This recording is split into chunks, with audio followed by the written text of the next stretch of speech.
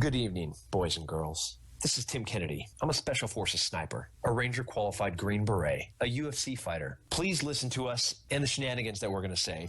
We will insult you. There will be racial slurs. We will be sexist. We will offend you. But there will be magic, and a unicorn will be raped. So enjoy the show. Thank you for listening on WTF Nation Radio. What is this Facebook Live? I've never heard of this shit. This is a public service announcement from C.T. Fletcher. I will not contribute to the pussification of a nation. Get your punk ass out there and work for it, motherfucker. Let's roll.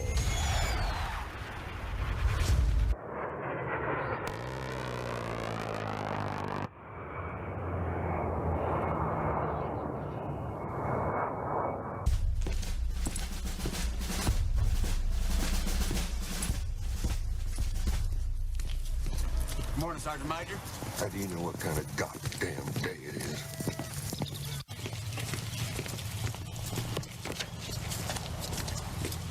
Beautiful morning, Sergeant Major. Are you a fucking weatherman now? You're listening to Sergeant's Time on WTF Nation Radio. At the bottom of the ocean.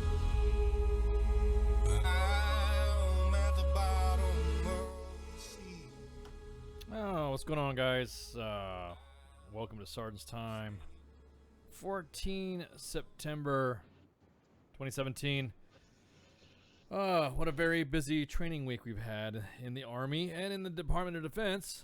If you guys aren't tracking already, there's been an incident on the center of the universe at Fort Bragg. I will just say that there's been an incident on Fort Bragg, and go ahead and just keep up to date with the main page on some of the posts that there was a training incident involved, demolitions, and our hearts go out to the families and individuals shots. So that's really all I could say right now, only because if you've not paid attention to the news, it would appear that it's not just that story that is out there that is confusing everybody, but it's the amount of casualties involved. You have one incident where, well, actually, you just have different news sources that are saying specific different accounts. So, again, pay attention to U.S. Army WTF Moments and ArmyWTFMoments.com, and you'll get the information pretty quick. Updated as always. Information is sourced, and then again, if we have made a mistake, there will be a correction made, and if not, then we stand beside our work. We've received a lot of phone calls from national media, and we just direct them to the Public Affairs Office at the United States Army Special Operations Command, and that's what we tell them. What we post is what we post, and that's it. There are individuals that are talking about people not talking, how many people are there. You have the others, the other guys who are the fidget spinning autists who like to say that I was there with that guy in this specific group in this unit with a troop, and I worked on his dog when I was his vet. We're not talking about fucking tag chasers. We're just talking about the that wasn't a sound of a Jake break. That was a an A10 gun going off. And of course, yes, correct. There was also the incident where the LAV or the Amtrak at 29 Palms caught on fire. So there's been a lot of stuff going on with our vehicles. Everyone's talking about it being connected to readiness or the lack of, or whatever. Again, I can't speak for the Marines, nor can I speak for what happened on Fort Bragg. So more to follow on that. We're not going to take any calls from that, because what we don't want to do is we don't have guys, like I said, who said they know someone's cousin who was assigned to a support unit in that organization who used to work there, and he walks his dog every morning. We don't want, again, what we put out is what we put out. What WTF Nation Radio is just merely putting out through voice what you see on U.S. Army WTF Moments. And yeah, so that pretty much covers it right now for that incident. Yeah, damn 88 mics. But yeah, I had to contain myself in the theater once when I heard a 50 cal. Exactly. There's individuals that are like that. So anywho, so how was your week, Michael? Oh, well, it was a little wet and rainy to begin with. Yeah, We had you had the storm. yeah, we had Irma roll through here and all of her vengeance. And But we survived. It was by the time it got to us, it had spent most of its fury on Florida. By the time it got to us here in Alabama, Georgia, it was a little underwhelming, to say the least. We've had thunderstorms that were worse than Irma come through here. I heard it was just a constant rain. It wasn't really a torrential downpour. It was just constant rain, like a shower, like a light shower. But yeah, constant. it was a constant rain. The wind, I think, at the end of it, they said that the winds were blowing here where I'm at a steady like 15 miles an hour, gusting to 25, and ooh, yeah. So that's really not much. I mean, it wasn't. Yeah, she dumped all of her. Under what? She dumped all over what? What was that? You cut out, man. All of her fury.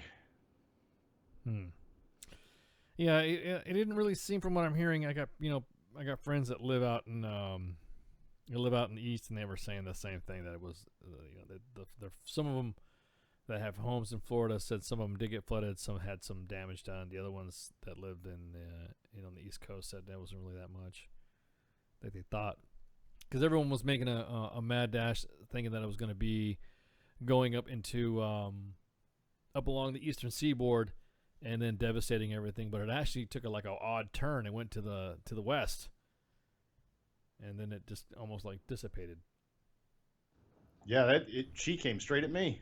Yeah, dude, I'm about to say, coming to Alabama, Georgia, and it was coming at you. So, but yeah, yeah, we survived. I got my brother-in-law lost his boat in southern Florida, but other than that, all of my friends and family are good, and praying for the rest of the people that are suffering down there. Yeah, I know, it sucks, dude. It just totally sucks. It just, my biggest thing is that the like you heard about the nursing homes that are losing power, and they're finding the nursing homes with with the elderly, with no AC and all that, and didn't anybody think about evacuating them at all, or what? I mean, that had kind of been but anywho, so the spate of training accidents going on. Again, of course, the U.S. Army is investigating, and the Pentagon's going to be probably sending a team down to find out what's going on at the United States Army John F. Kennedy Special Warfare Center and School. I'm sure more details will come out to that, and then we'll when that happens, then of course we'll change everything as it needed. Yeah, Fort Gordon was exactly. I heard Fort Gordon was having some power issues too, internet issues and shit. But aren't they like in charge of all the interwebs in the Army or something like that, Fort Gordon? But yeah, I bet it was crazy. In breaking news, North Korea.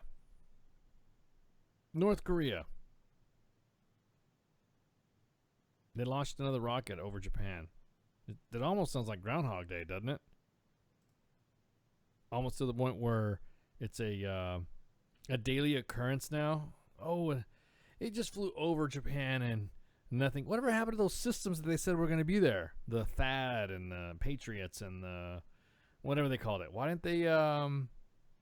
Gordon's always having issues. Do tell.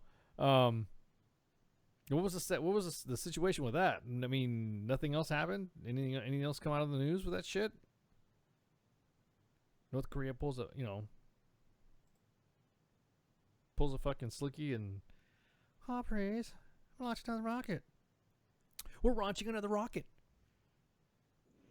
Oh, watch this! I drive them nuts. Yeah. Flew over fucking Japan and it disintegrated over in the sea over the island of, I can't even pronounce that name. Starts with a T.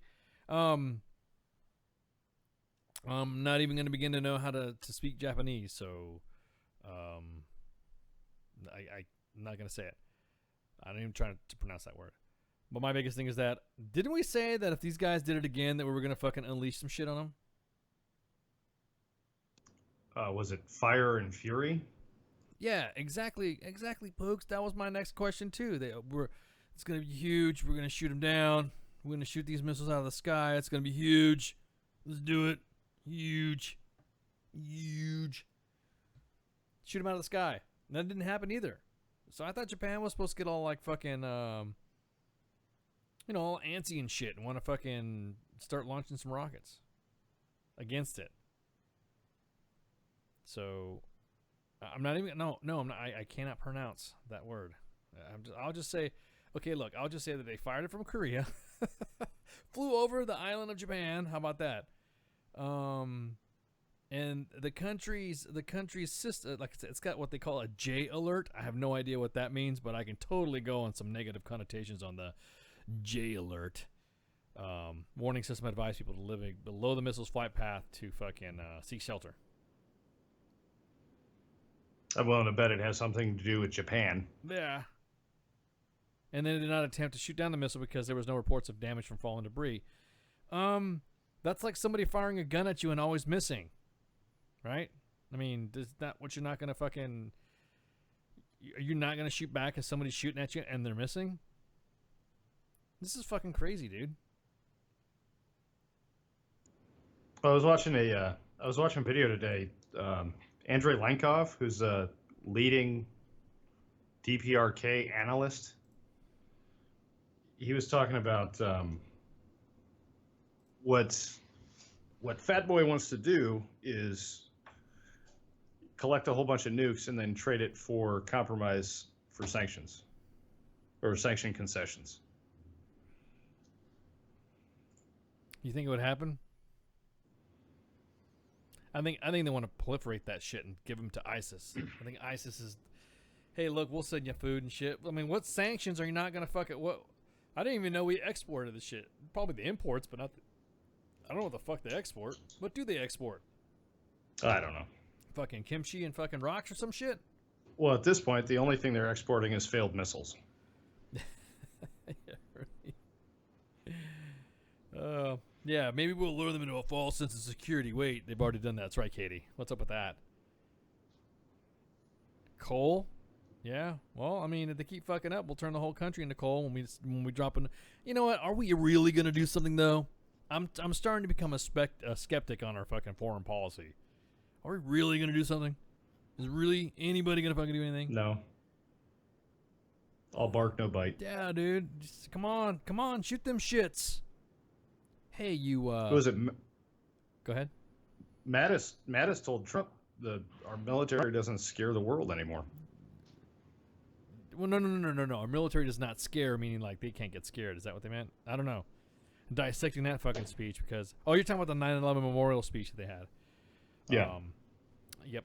Yes, there is. If you go to if you call 910-396-9925 to call the Fort Bragg Blood Donor Center, you can make an appointment to donate some blood for the casualties of that training incident on Fort Bragg. Blood is a need that is never ending. However, this will kind of help the reserve because the blood bank was obviously receiving a need for it at that time. So 910-396-9925. Yeah. So the they didn't do anything. Nobody launched a rocket and counterattack. It landed in the fucking ocean. I think we should just, what's wrong with fucking shooting, ask China, hey, do you have a range near the North Korean border or something like that? And just start firing fucking rockets over their country. It just doesn't, I don't know. The whole military aspect in itself has now been, it's offensive. It's offensive. Oops, we missed. Our bad. Oh no, we miss. Hey, there's nothing in there. I want to climb an ocean. I don't get it. I do not get it. I'm just kind of fucking blown away at the fact that we're not doing shit. It's almost at a point where we're just, yeah, go ahead, do whatever, see what happens. Well, it's one of those things where Trump he talked a big game, but there's not a whole lot of action to back it up. And even if he did, Congress wouldn't allow him to do fire and fury anyway. That's actually a good question. Has he actually done anything militarily that he said he's done so far? Or going to do. Or whatever. He made a commitment to Syria and Iraq again, but that wasn't that much though. He did throw some tomahawk, like his first week and a half of office. He just started launching tomahawks. No, just say fuck it, I'm launching them. He just said, what does this button do? Yeah, exactly. So you just launched 27 tomahawks to Syria. Good. But what when you think about it, what is real? I mean, you know what I mean? What is a real, to anybody, what's considered a real action? Launching rockets to anybody now, this doesn't do any to me, it doesn't do anything. Now, if we do like the fucking Noah's Ark attitude to it and bomb the fuck out of them for 40 days and 40 nights, and we're relentless about it, then yeah, I could totally see that being some sort of action where people finally say, okay, look, let's come to the table and let's discuss and let's talk. That's how you get diplomacy, I guess. But holy fuck, dude, really? Shock and awe, fire and fury. Yeah, They're just buzzwords. Yeah, fire, huge. Make sure we huge. Just fuck, dude. So, but yeah. Fuck. I mean, if we did start a war with North Korea, it would be over in a matter of weeks. Yeah. Huge loss of life, but it'd be over in a matter of weeks. Yeah. So are they launching another one again, or just fucking again? Yeah. Or is this the same story? You guys, careful when you start popping stories in here, and is this the same story or not? They're doing another one. Hold on. Double check it. I don't want everybody to fucking start saying, oh, you guys get bad news. Is that is that legit? Is that another? It's the same fucking story or what? Is this the same one? Because there's two stories already up there.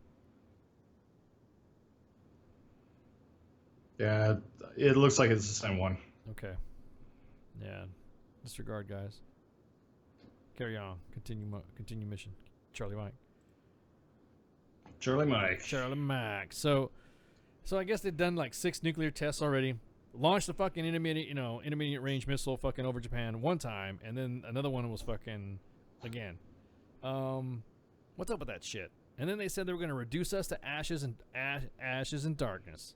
Threatened to sink Japan. How can you sink an island? It's already fucking in the ground. It's poking into the water.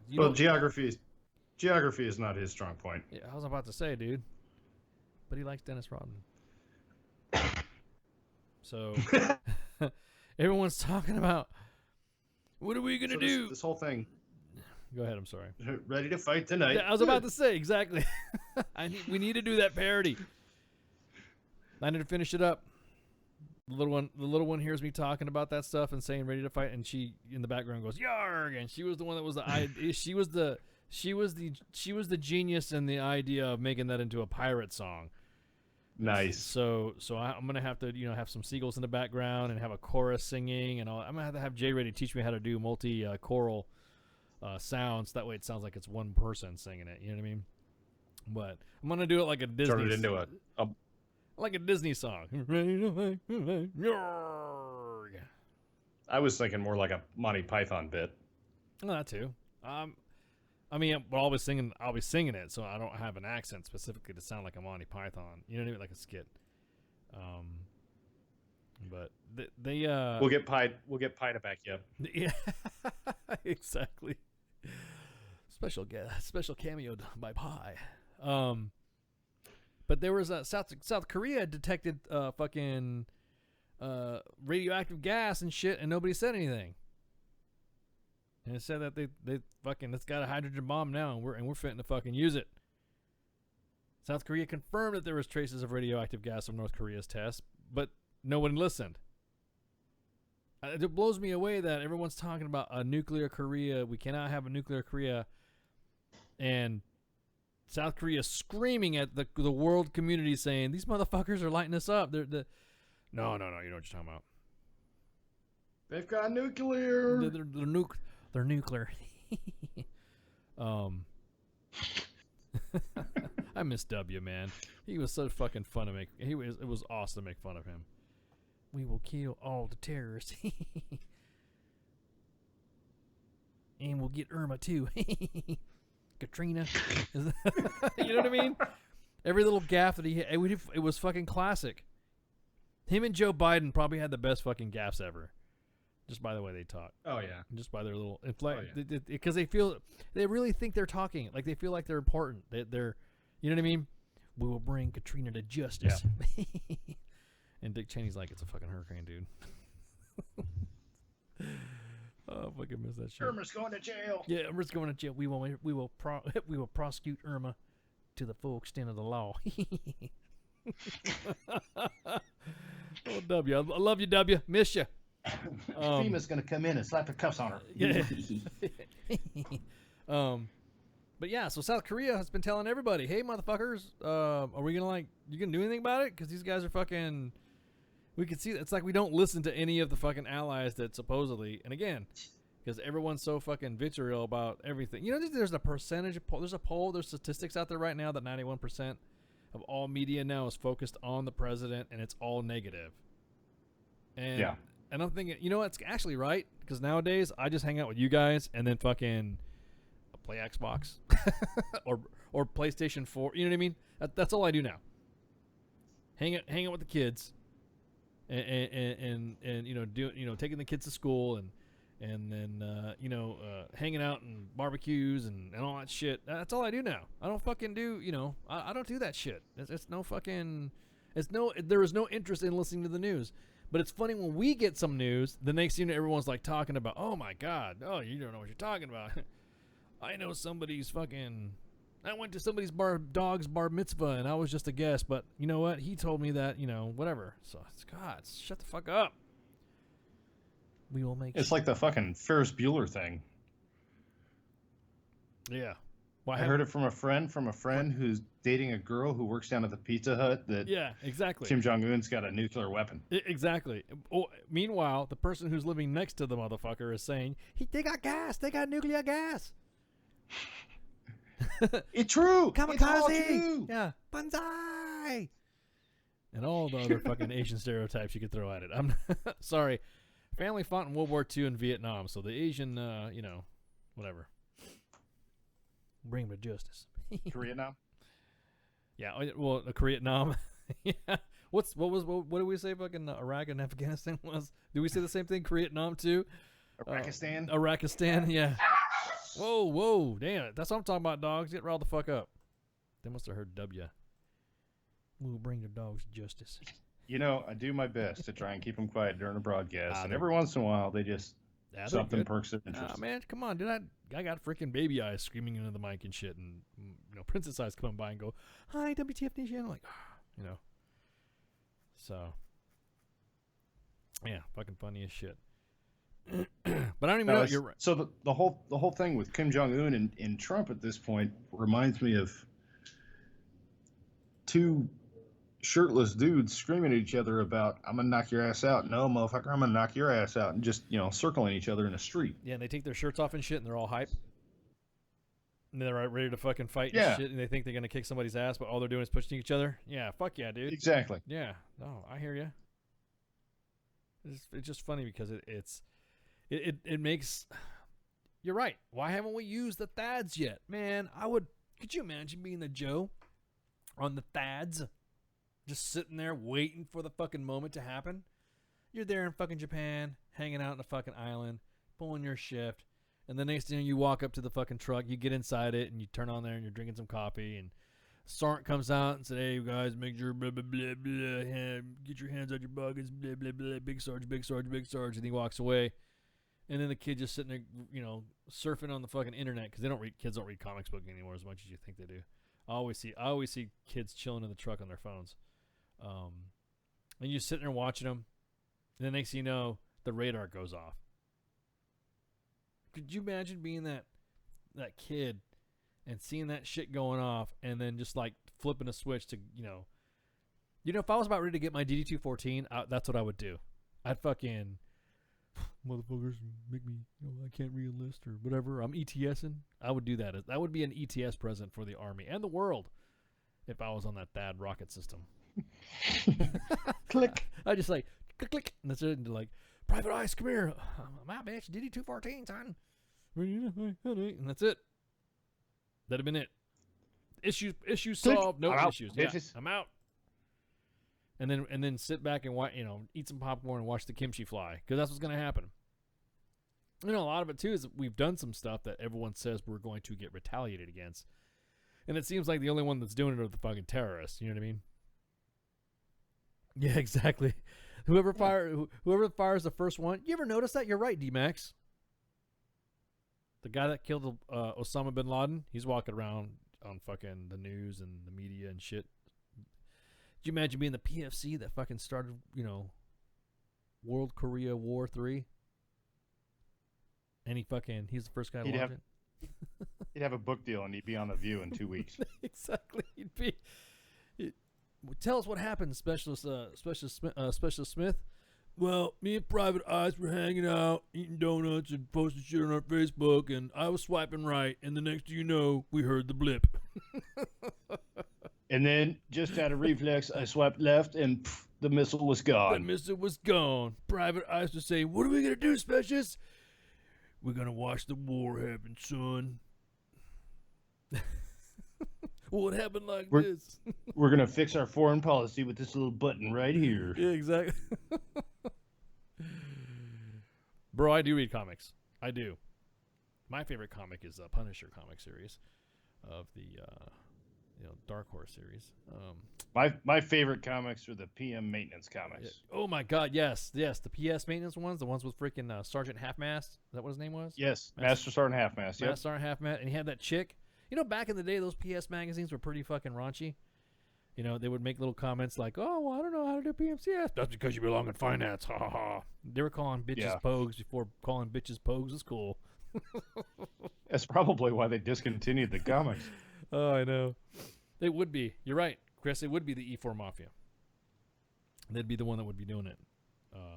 Actually, I do have a collection. I have one of the original Frank Miller Batmans of the Dark Knight Returns.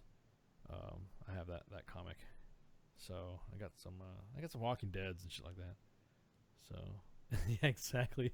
All he was doing was just doing FBCB2 and chill. The next thing you know, whoosh.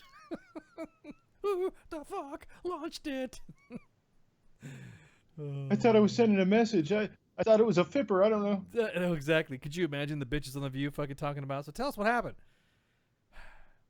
Well, because Joe's, they could give a pretty good stratospheric discussion of foreign policy so articulately, but common sense. Well, we were waiting around and fucking our unit didn't fucking pay us our fucking deployment money, and we were supposed to be getting TDY, and DTS is all fucked up, and we got extended, and some guy wanted us to sing "Ready to Fight Tonight," so I said, fucking said fuck it, I lost the shit. and I'm not collecting fucking per diem. I'm not collecting per diem. I gotta do bullshit. How come we don't get THAAD pay? We don't. Jesus Christ, dude! It's like, oh my God, it's like my son. The E4 Mafia is like my son. Great work. Well, no. Go on. Great work ethic, no common sense. Oh. Well, I mean, actually. Go ahead. I cut you. He decided he was going to walk to work at 5 a.m. in the dark in a hurricane. Oh, dude, yeah. What happened with that shit? What was the reason? Did you ever talk to him and say, dude, what were you fucking thinking, or what? What was the reason why? Oh, yeah. I threatened to kick his ass if he ever did it again.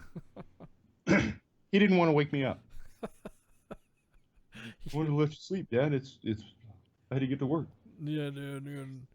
It's 5 a.m. It's dark. You have to walk 9/10 of a mile down the side of a highway, and there's a hurricane coming. Well, you know what? You kind of. Well, think about it now. Now your son, when he has little ones, and he could say, you know what? When I was your age, I walked a mile in the hurricane, and you don't know what it's like to suffer. I walked to work in a hurricane when I was your age. What are you doing? What are you doing? Exactly. You can't sit there and say that. FBCB2 and chill, motherfucker. Oh man. Yeah, I can't say great work ethic for the E4 Mafia because their whole mantra is shamtastic. Shamtastic, but getting work done. You know what? Sometimes I would wonder how shit got done. I wonder if, I think back all the times you were dealing with the E4 Mafia and they decided to tell you that, hey, Sarnt, yeah, we're good to go, Sarnt. And then you just, that one time you had that inkling to go check. All right, who launched that missile? No one's going to admit shit. And then in the main page, in the inbox, there's a picture of a Joe's hand with this thumb on the fucking switch. Please take it down. Please take it down.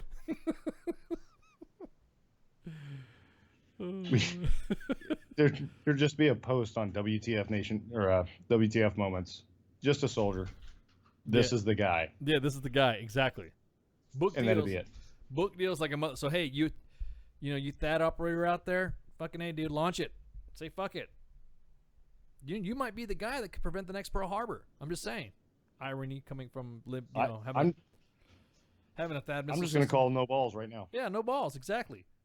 I mean, it's pretty ironic that you're in a country that started Pearl Harbor to prevent a Pearl Harbor, but a Pearl Harbor-like event. Yeah, fuck yeah, dude, I'd do that. Could you imagine what would happen if we had the E4 Mafia back in the fucking Pearl Harbor? What do you think would happen? I mean, we'd have a whole lot more stories about guys parachuting out of their plane and shooting pilots in the head. Exactly. Well, the shit would have started quick. That's fucking crazy. They would have hit all the targets from the Japanese. T-Max, you actually didn't hit the nuclear alert on FPCB2. You got to be careful with that shit, man, because you do a strike war and that's it. Downwind chemical message. Incoming. I said common sense, not comic sense. Do you have comic sense? Huh? You want to have some comic sense? I have both. I don't mind some comics.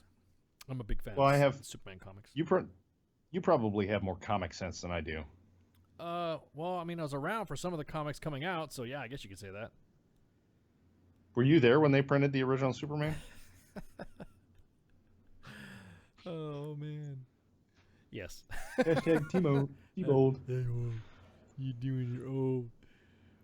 Should I do it? Exactly. Literally. Exactly. Snapchat right there, Chris. Snapchat. Should I do it? Should I do it? Should I do it? And then fucking switch. Fuck it. I did it. Exactly. If W was still president, he'd probably support you too. I support our American soldiers. Yeah. Against Korea. I support our Snapchat veterans. Our Snapchat veterans. Combat Snapchat badge. Combat social media. Oh my god. So anyways, yeah. So South Korea fucking detected those missiles, and the next thing you know, the gas from the radioactive shits, and look what happened. Nothing fucking happened at all. Yeah. So I really don't think that. You'll have. Go ahead. No, I'm sorry. Oh. Didn't mean to interrupt. No, I would say I really think you have to have a hair up your fucking ass if you're going to try to slant. Yeah, never mind. Comic sense. Oh man, stop it! God damn it, man. Comic Sans. Comic Sans, exactly. So Jesus. No, I just had this mental image. The whole Snapchat comment. You're gonna have combat social media sitting right next to the cyber warriors in the States fighting. Don't hate. The rest of the world. Don't hate, dude. They have them. They have badges already. Like Air Force has these baller ass badges for cyber warfare and shit. It's got like a router or some shit, or some fucking Cat5 cable wrapped around it or something like that. Has it got blinking red and green lights on it? Yeah. That's a dress uniform version of it. Okay. Makes the expert action badge look like a fucking makes it look like it's fucking nothing. So what's up, Doc? What's up, dude? So Doc's not in here. What's up? I said you snuck in here. That's what he said. That's what she said. Indeed. I'm gonna figure out how to attach a fidget spinner to my uniform now that I'm retired. Well, I mean,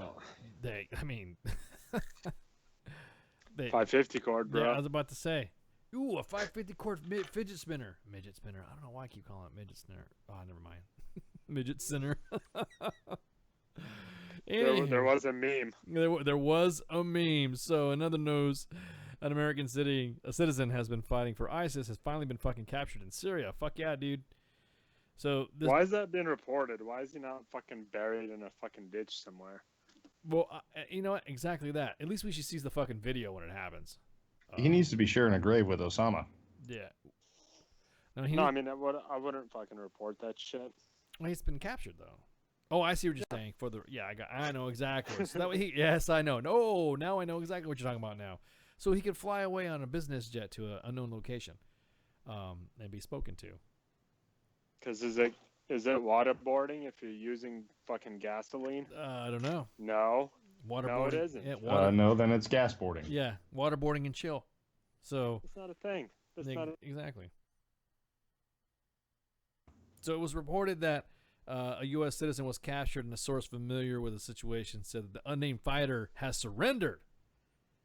So U.S. military officials confirmed the capture, and yeah, so all they got is that report. Americans don't surrender. Must be a French national. Must be, yeah. He must be something, yeah. Because Americans, we don't fucking surrender. It's not the first case, obviously, of an American being captured while fighting for fucking a terror group. Mohammed Kouais, go figure, originally from Virginia, I'm sure, joined the group and later surrendered to Kurdish authorities in 2016. He was later convicted of providing material support to ISIS and faces a minimum sentence of 5 years. You know, if you supply material support to our enemy, that should be life, man. As a matter of fact, it should be a death sentence. No. It's treason, bro. No, that's what I'm saying. But it should be fucking it should be fucking life. It's treason. It should be life. I want motherfuckers to suffer. As a matter of fact, what? We don't have no room because we got guys who got busted with weed. Kick them the fuck out and put this motherfucker in here for life. That's how you. I don't want to pay for that motherfucker for the rest of his life, especially if he's committed treason. Oh, okay, that's true. Good point. That's a good I'd point. much rather fucking pay to contain that evil than the pseudo evil of a fucking cannabis smoking dude. It's like, yeah, man. Fucking. I say we just release all the cannabis. Horticulture. Release all the cannabis dudes and anybody that commits treason, just hang them. Here's your one bologna sandwich. Bologna sandwich? No way, dude. We should his fucking bullet. his fucking last meal should be a fucking a ham sandwich. That's it. Ooh, that's even better. Just give for him BLT. Yeah, exactly. Give him a BLT. A fucking Slap him across the face with a spam cam. Cheese tortellini fucking MRE, dude. Yes. Potatoes au gratin fucking MRE. Without a fucking heater. Oh, dude. Oh, now you're it's like a brick. Yeah. Now you're gonna. Yeah, bro. Yeah, that's you're hitting below the belt, bro. that qualifies as cruel and unusual punishment. That is one fucking. Yeah. No, he should be fucking. He should. Fucking. What you need to do is to come up with the best punishment is put fucking like, 11. Yeah. E4s into fucking one room, close it off, and give them like I don't know, few hours, whatever, to come up with a fucking punishment. Yeah. Well, according to the Geneva Convention, D-Max, we got to pay for their fucking substance and shit, man. I think we should just fucking change the Geneva Convention where we just say fuck it. It's up to the guy. It's up to the guy guarding your shit. It's up to the guy guarding you. Dog food. I don't know, man. That's a fucking When the Koreans get a hold of your ass. Yeah, exactly. When the Koreans are gonna get a hold of you, what are they gonna do? They're gonna beat you in the back of the head and then give you back to our country, and you're all fucked up. We don't know what happened to him. He not talking right. The next thing you know, ooh, I love country fried chicken. His English is all fucked. Yeah, all fucked up. I know why he don't speak no English now. I know why he's slurring. He's slurring because you hit him in the back of the head with a fucking lead pipe, man. This one broke. Take it back. Like, yeah, this one broke. I'm all about talking shit when it comes to judicial process and shit. You know. That the law is the law, and we can't violate the Geneva Conventions. Like, we're fucking. Is it one of those things that's like hindsight probably says that we shouldn't have signed it? Yeah, but we did. Well, I mean, think about it. We had the Geneva Conventions, and they hung a bunch of Nazis at the Nuremberg trial. So that's what I'm saying. That's the whole idea. We didn't say we're gonna fucking. We committed to it. Though. Yeah. They and the bad guys prey on the fact that we follow the law. No, I know, but that's what I'm saying, dude. Unless we'd be just like them. One of those things that was like, we committed to it completely by being one of the major governing fucking entities in those trials, right? And that wasn't like just a, what's it called? Like, it wasn't just like a superficial fucking thing where we just did lip service to the fucking ethical fucking arguments. It was a very thorough multinational delegation that fucking came up with fucking ethical, like, argument, or not ethical, but like this. They dissected all of the ethical dilemmas that were relevant, and I mean, you can't fucking step away from. That's one of those things that, like, yeah, you could say that like things change and times change, and now that, you know, your position changes, but ultimately stepping down below that is like that's like lowering the bar of what's ethically acceptable. I'm laughing because Chris Mickle in the fucking Facebook live chat said, Geneva Convention, is that before or after Comic-Con? Yeah. It's right before Rule 34. It's GenevaCon. GenevaCon 2017. Bring your furries. Bring your... Oh, man. Holy shit, dude. I'm gonna Rule 34 Geneva Convention just to see what I come up with.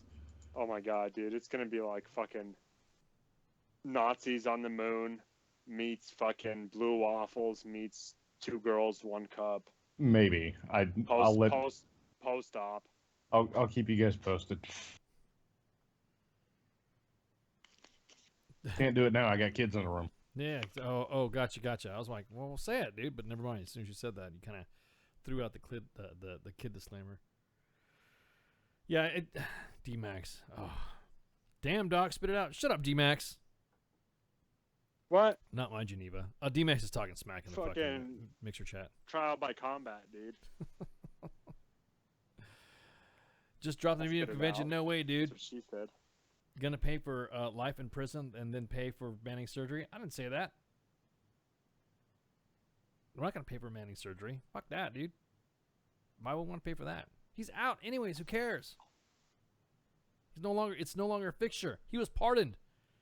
The president has authorization to pardon somebody, right? Well, he's fucking talking shit about it on his fucking Twitter. Yeah, he's talking shit about it too, but he should have no room to fucking talk. 'Cause, when Trump fucking pardoned Sheriff Arpaio, the Maricopa County Sheriff, everyone made a fucking huge stink, and then that dude fucking went crazy and shit. I don't care one way or another. Like, president's gonna president, but traitor's gonna fucking traitor. Yeah, exactly. Traitor's gonna get sex op changes. Yeah, but this ISIS fighter, like I said, I didn't say he was going to be fucking living in the lap of luxury, D-Max, when I said life in prison. My experience dealing with detainees is different from what everybody else's experience with detainees have been. You forget, ICE is old from Germany. There's a different standard applied to detainees in my line of work as opposed to everybody else's line of work. As a matter of fact, when you hand them over, you're probably handing them over to me. They get to talk to me. Death by snoo. What the fuck is that? Nah, it's like death by fidget spinner. Yeah, exactly. Sideways. You haven't heard the snoo joke? Please tell me, what is it? I'm gonna butcher it. I'm never good at like rehearsed fucking comedy. Spit it, man. Basically, three dudes get kidnapped by cannibals, right? Or whatever the fuck. They end up on a cannibal island or a cannibal resort. And they have like the whole fucking, the standard setup with the fucking 3 options, and the last guy's left alive. And basically, like, they're fucking given the option of like death or snoo, right? And they get to choose their fucking death or whatever, I think. And the first 2 dudes die because they fucking choose like some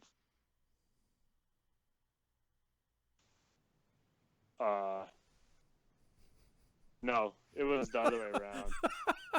Okay, I That's what I'm saying. I get the gist. The dude, the snoo is like getting butt fucked by the cannibals. By the cannibals, yeah. And in the end, he chooses death, and they say death by snoo. Yeah.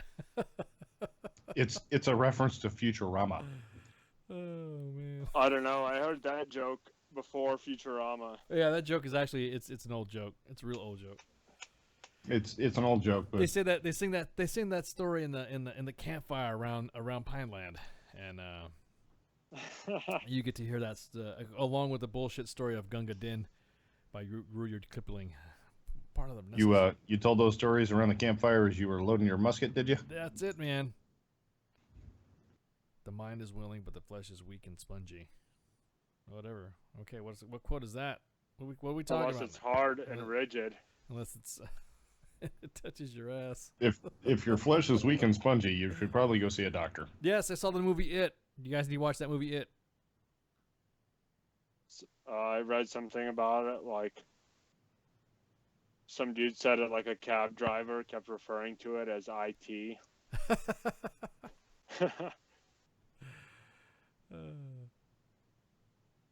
You're thinking about an original joke. Say again? People in the Facebook live chat are just talking shit. Dude, you're thinking about the original joke. It's a reference to Futurama. I can't talk today, dude. I'm so tired. I'm fucking smoked. Yeah, I'm telling you, like, These last premised it right off the bat, dude. That 48 hour. Yeah, exactly. It was. I fuck up premeditated shit. Yeah, I'm not a regurgitator. You were fucking. You gave the Doc Madness fucking disclaimer. Anything said by Doc Madness is going to be unrehearsed. Yeah. He will kill terrorists. Yeah, fuck yeah, dude.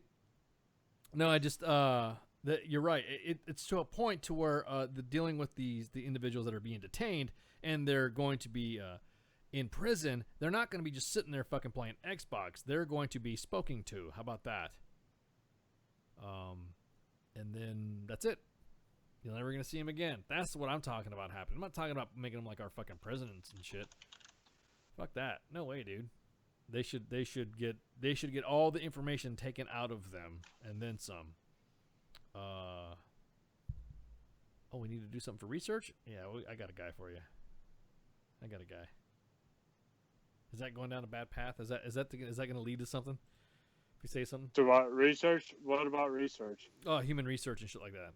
To prisoners. Is that going down? Oh. Is that too sensitive? Is that triggering some people? Will that trigger somebody? No, beat it out of them. Shit. Yeah, exactly. I don't know, dude.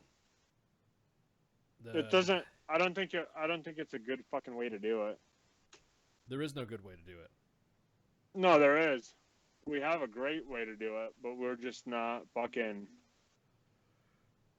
We're too much of fucking primates to fucking utilize that way.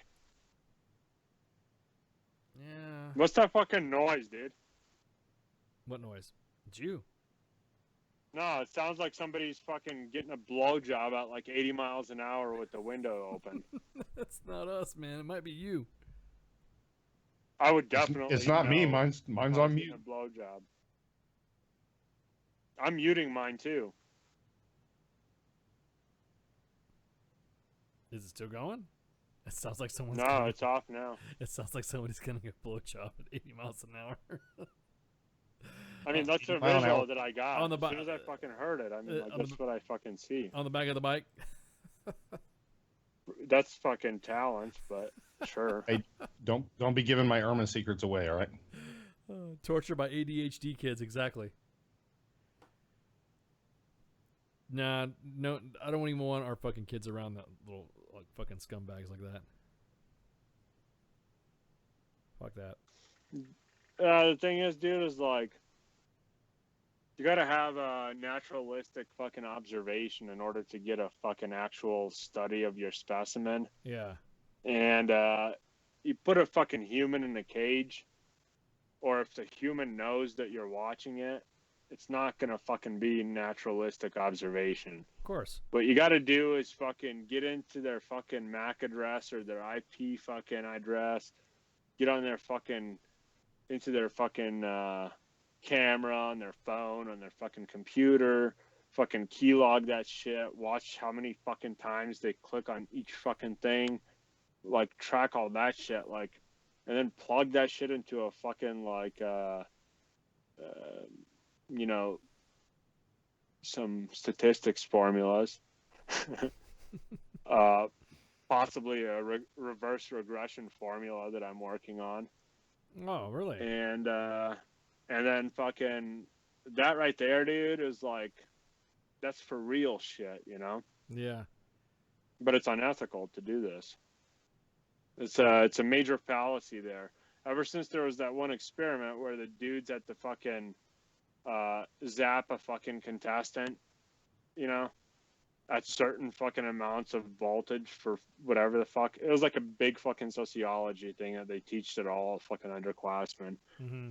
And so that was like a major fucking thing because it was prisoner to prison guard relationship. Like there was some sort of like inner sadist that it brings out when they're given power, right? And You're because talking about the fucking Stanford experiment? Yeah. And because they weren't fucking, there was no disclaimer, it was unethical because basically these people ended up jerking off their id without fucking knowing it. Mm-hmm. And you know, pretty much now it's unethical to fucking actually study the fucking human being. Of course. Mind you, now we have gone into regression, and by the medical world, because now diseases that were once thought fucking gone, or abnormalities that were once thought to be gone, are coming back. Mysterious diseases and shit, and tinfoil hat time. Like treachery. Yeah, like like treachery. So, okay. What the fuck? Oh my god. No, just little shit like that where fucking people start talking off some shit and then popping off about their experiences with fucking medication with their kids, and then they fucking OD the kids and shit like that. So, but anyways, hey, we're gonna take a break right quick, and it's already gonna be the top of the hour. Damn, it's fucking time's flying. Shooting the shit. Yeah. So again, that number that I put out earlier, if you are at the Fort Bragg locale, it's 396. What was it? Area code 910. Do you got that number again? No, wait, I got the number right here. I'm sorry. It's 396. Area code 910-396-9925. And that's the number for the Blood Donor Center. Give them a call for an appointment if you want to swing by to give some blood. Again, pay attention to the freaking main page for always all up-to-date information. But Yo, real quick, make sure you fucking call the place before you go down there. Yeah, that's what you said. I'm just repeating it. To piggyback off what the commander said. To piggyback what the commander was saying. Anyways, so shots, and then oh wait, I gotta kill the Facebook Live feed, because if I got music playing, then they're gonna think, you know what? I think one day warning shots. I think what we need to do one day is just not turn off Facebook Live. Just keep going. So I think we'll just do that someday. Jesus, dude, you're really fucking trying to get into Zuckschwitz, aren't you? Thought it was Zuckwell, but what's wrong? That's catchier. Yeah, no disclaimer needed, exactly. But one day we'll have a Facebook Live, uninterrupted Facebook Live broadcast, and we'll see what happens. We'll just test the waters. Might do that on Monday, I guess. So, anywho, shots, and then we'll be right back. warning shots.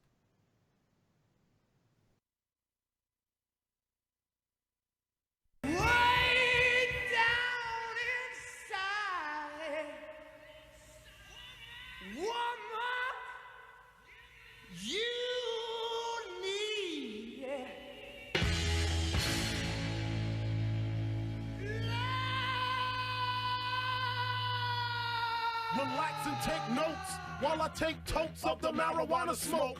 Throw you in a choke, gun smoke, gun smoke. Biggie smokes for mayor, the rap slayer, the hooker layer. Motherfucker, say your prayers. Hail Mary, full of grace. Smack the bitch in the face, take her Gucci bag and a North Face off her back. Jap her if she act funny with the money. Oh, you got me mistaken, honey. I don't wanna rape ya, I just want the paper, the visa, capisha. I'm out like the vapor. Who's the one you call Mr. Macho? The head honcho, swiftest like Macho. I got so much style, I should be down with the stylistics. Make up to break up, niggas need to wake up. Smell the Indonesia, beat you to a seizure. Then fuck your mom, fit the skins to amnesia. She don't remember shit, just the 2 hits. Her hitting the floor, and me hitting the clicks. Sucking on the tits, had the hooker begging for the dick. And your mom ain't ugly, love, my dick got rocked quick. I guess I was a combination of House of Pain and Bobby Brown. I was pumping around and jumping around. After then I asked her who's the man, she said B.I.G. Then I bust in her E.Y.E. Dead wrong. This is Skinhead Rob from Transplants. You listen to the Mashup Hour with DJ Mugg. You got it going on. You're dead wrong. The weak of the strong. Who got it going on? You're dead wrong. Change the pain on your flip like a convict. The Putin vicar. Jump in the accurate figure after I stick ya. Rip you like a razor. Straight up any with no chaser. Watch me erase you, misplace ya. Put you in the back with the derelict. Yeah, I pop 20 shit. Jump, I'm making hits. No time for the crap rocking shit. Looking to another level. Now I'm getting crazy tapes, getting paid from the devil. Another amateur trying to damage the pedigree of the B.I.G. G.I.E. You know it's me. Holmes, I thought you know I'm smooth as a baby's ass. Smooth as Teddy Pendergrass. Smoke the grass, get in your ass. The Brooklyn born, test Lord Dawn, record shop, getting props, proving nobody drops. Words is potent as the blunt smoking bed stop bandit. And niggas just can't understand it. I bust a cap for the brothers in Nat, Comstock and Clinton. You know my shit is hitting.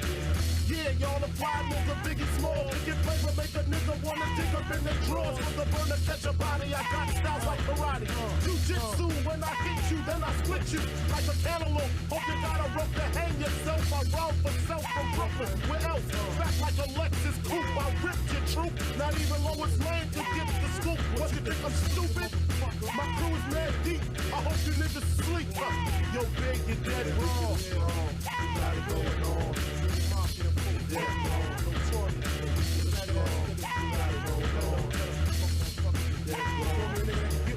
I'm a sugar motherfucker with no fucking family, no fucking friends, no fucking life.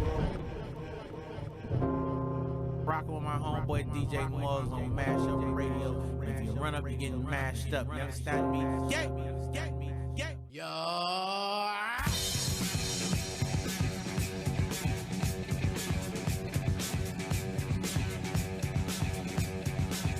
All you junkies and TV addicts, don't mean to diss, don't mean to bring static. All you Klingons in your grandma's house, grab your backstreet friend and get loud. Blowing doors off inches, grab you with the pinches. And no, I didn't retire, I snatch it off with the needle nose pliers.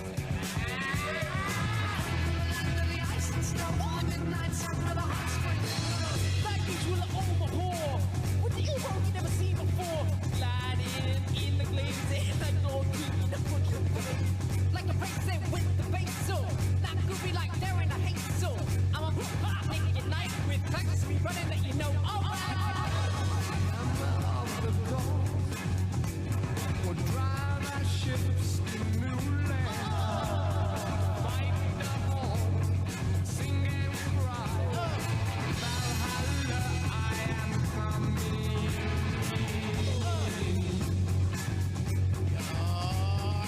Remain calm, no belong, cause my bomb ain't fast, so what's up with that? I got friends and family that I respect. When I think I'm too good, they put me in check. Don't believe when they say I'm no better than you, except when I rap, so I guess it ain't true like that, Joel, and you just don't stop. Guaranteed to make your body rock.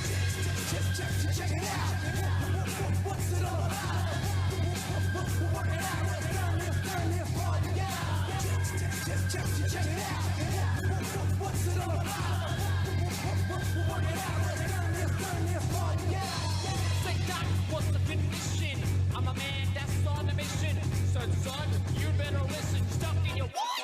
electrician, like a scientist. When I'm applying this method of controlling my mind, like Einstein or Raptor, you could what? Now, hey, nigga, but now what's the deal? I didn't know to go for that mass appeal. So I'm calling Salucci, some my potato. I stole your mind, but you won't see it later. Cause I work magic like a magician. I add up the mathematician, the bank cashier, engineer. I wear cotton and I don't wear shirt. Always sleep with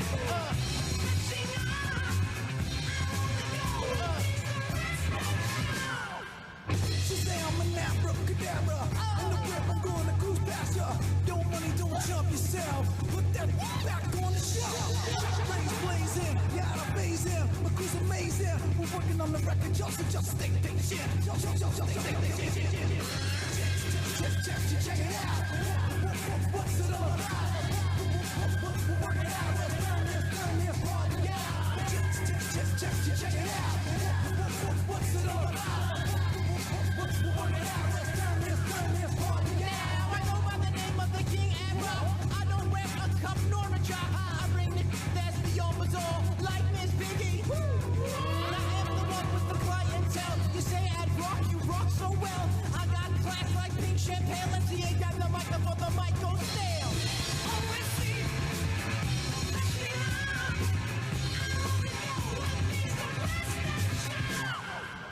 Oh man. So, part 2, Sergeant's Time on 14 September 2017. Myself and Mike Golf, Doc Madness tipping in and out, handling main page stuff, main paging in and shit. I'm here. Yeah, main paging in and main paging in. Anyways, so part 2, we're going to talk about. Okay, we were making a couple of jokes about Chelsea Manning. Well, only because of Chelsea Manning. Wow, fuck, his name's Bradley Manning, right? Did he legally change his name? Did it change his name yet to Chelsea now? Is it really gonna? Well, anyways, that's a fucking moot point. So, what people have not noticed is that right now there was a temporary, and I think it's temporary right now, due to the fact that Secretary Madness, Secretary Madness. God, I need some coffee. Doc got promoted. Yeah, exactly. He did. Oh man, Secretary of Defense Mattis has said that there is soldiers that are currently service members that are currently serving that are transgender can certainly can stay in, and then there's going to be obviously a study happening. So people who are the opponents and the supporters of it, they think it was of course everyone thinks it was abrupt and all sorts of shit. I think a lot of it's because I think the president coming in, there was a lot of people who didn't. I actually think there are people in the fucking cabinet that actually want to see him fail by not telling him like extra details. I'm gonna do this. Yeah, you can go ahead and do that. Not telling him that he's actually fucking doing something to make him look. You know what I mean? I actually think there are people. I mean, I don't want to say it's like a conspiracy theory, even though we all will talk about that shit. But I really think that there's people in there are powers in our government that just don't tell him shit on details. So that way he can look like an ass because he doesn't know. I think that's a fair assessment. I think. So there's some attorneys that have now decided to file a lawsuit against the DOD, stating the fact that we're going to sue you because they're going to seek to reverse the ban. Violates the Constitution, rights, due process, and equal justice. And I'm wait until the study's done. Once the study is complete, that's what it was. I'm pretty sure somebody told him, Mr. President, you need this, and this. He's probably not even thinking about the fucking whatever. He's probably not even thinking about the morality issue or people's belief of or their which of. He's just thinking, all right, I'm going to go ahead and, that looks like it's going to cost some money. We need some new tanks. There you go. No, it's not going to happen. And didn't even bat an eye. But now, that's when you have to realize if you're going to run for public office, especially a high public office like that, you have to have advisors, at least advisors that know what the fuck they're doing. And that's going back to what I was saying, though, Mike Golf. I think that actually there are some people that are purposely not telling them shit, so he looks like an ass. So 2 lawsuits have already been filed. Without a doubt. Yeah. The U.S. District Court in Seattle of course, and then a U.S. District Court in Maryland. And so this whole fucking thing is that they're seeking fucking equality before the law. I'm all about it. We at U.S. Army WTF Moments, WTF Nation Radio, we don't give a shit what you are as long as you are a vet, serve a country, raise your right hand, yada yada, hubba hubba hubba, who do you trust, right? We don't care.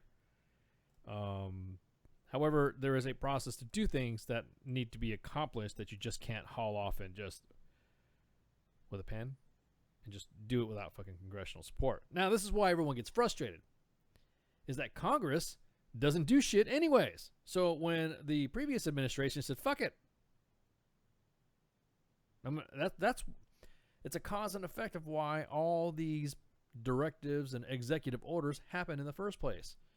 Because the Congress was stonewalling his ass to do anything. So then when it came time to fucking do it, Congress was all in a fucking uproar, which is why we're dealing with this DACA or illegal immigration shit, whatever you want to call it. So anyways, the government, quote, by one of the lawyers says the government wants to fucking discriminate and treat one class of people different and it needs a good reason to do it. Well, what are you trying to be? First off, to establish that, what are you trying to be? We already have bathrooms and we already have facilities for both sexes, okay? The whole reason why I think, and this is just me, anybody who's transgender, please give me a call, 415-889-8367, so that way I make sure I understand the psyche as a leader, because it's not because I'm trying to be malicious, I just really don't fucking know. Isn't that what your goal as a transgender person is to change from one gender to another, because that's not what you identify as, and so there should be no issues of a bathroom being male or female or birthing or whatever, right? Shouldn't that be no issue, right? I'm thinking. Does that make sense? Am I making sense? Yeah. I'm just making sure, because there's people that, like I said, when I had my coworkers saying it's okay for me to call them fags, I'm like, I thought it was a setup. Because they were getting tired of the fact that they were using this bathroom excuse of not using a bathroom excuse to not understand what the psyche is. I don't know, because I am not of that psyche. So again, 415-889-8367, you want to give us a call. The number's scrolling down there. Call the show now, because I want to know what the psyche, and not the regulars either. I want some new blood in here. I know you guys are all freaking. Can I throw my 2 cents in there? Go for it, man. It's a lot like a non-smoker identifying as a smoker just so they can take advantage of the benefits of being a smoker. Like 10-minute breaks to go smoke. I think. in a very abstract way. I could see that. And of course, we're being purely fucking clinical about this. We don't give a fuck. We're just trying to understand the psyche. And again, we're not doing this to be malicious. So don't get fucking triggered and send me hate mail at is@WTFNationRadio.com and Mike Golf at WTFNationRadio.com. Everything I say is my opinion, doesn't reflect directly on WTF Nation Radio. Yeah, we just want to know. If you got something to say, don't want to talk about it, then fuck yeah, dude. Just put it in there. Tell us what it's all about. Because that's what I'm thinking. The whole idea of you going through this physiological and physical event is so that way you could be who you want to be, right? Well, then at that point, there's already the equality to begin with. I would say in other circles it's different, but yeah. You can't be fat. You can't be. I mean, people are going to be. If you're in the military and you are fat, you're going to be discriminated against because the Army says you cannot be 500 fucking pounds. That's just the way the Army is. There is no such thing as them saying, well, being discriminatory. No, there is a height and weight standard that the Army requires that you screen. If you go over that height and weight screening, then you are going to be taped in accordance to AR 600-9. After that, then you get your shit thrown on a fucking tape. And if you're well within your body fat index, then guess what? You are good to go. If you weigh more than a tank, there's a problem. Yeah, exactly. Speaking of tanks, there's a height limit on tanks too. I think it's 6'4". So if you're any taller than 6'4", you can't be on tanks. Why not? That's discriminatory, right? You can't identify as a short person or something like that? Yeah, you can't You can't be 6'7" and identify as 5'11". Yeah, what's up with that, dude? It's a limited space in a tank. If you're that tall, you can't fit in the tank, and you cannot physically. Story thing. It's a physical limitation. Yeah. Well, and that's all I'm trying to ask. What is it that you're trying? What goal that you're trying to attain? So that's an issue. And it's not an issue so much as that the president was looking at something that was not cost effective, and he said, "No, we can't do this. It's not cost effective." Wait a minute, we're lacking in funds and all sorts of shit. Now, granted, do we need another fucking multi-billion-dollar airplane? I don't know. Do we? I don't fucking know. It seems like we're releasing jets every time. Because every time I see Transformers, there's a new jet. How about that? That's how you gauge how the military is getting the freshest gear, by Transformers. But then again, do you think that it's a good idea that everyone gets that accommodation? So of course that's what that study's going on. Nobody fucking ever said that it was going to be a bad thing. It was just they said no. No issues with that. However, it's one of those things where you're not going to be able to sit there and solve the problem right now. No, once again, this is going to be one of those issues that takes generations to hammer out effectively. What about the benefit? Okay, people are asking about the benefits of it too. Would it impact benefits? I would assume so. Why wouldn't it affect freaking benefits? I mean, there's no details on it because we don't know. You know what I mean? We don't know what the fucking ban is going to be about or what's going to happen or who. I don't even know what the fuck's been implemented. What has been implemented at all? Currently, that's again people. It's been already announced. People who are currently serving as a transgender sort can continue to serve. Don't get all freaked out. I'm just saying. So I don't think at all that anybody was thinking this through. Hester's gonna have look at the logistics of it, housing and bathrooms and all that. That's what they need to study is the logistics of supporting transgender people, the medical stuff and everything else and the costs associated with it. Yeah, we talked about before about it possibly being more of a specialized treatment, you know what I mean, but not so much as a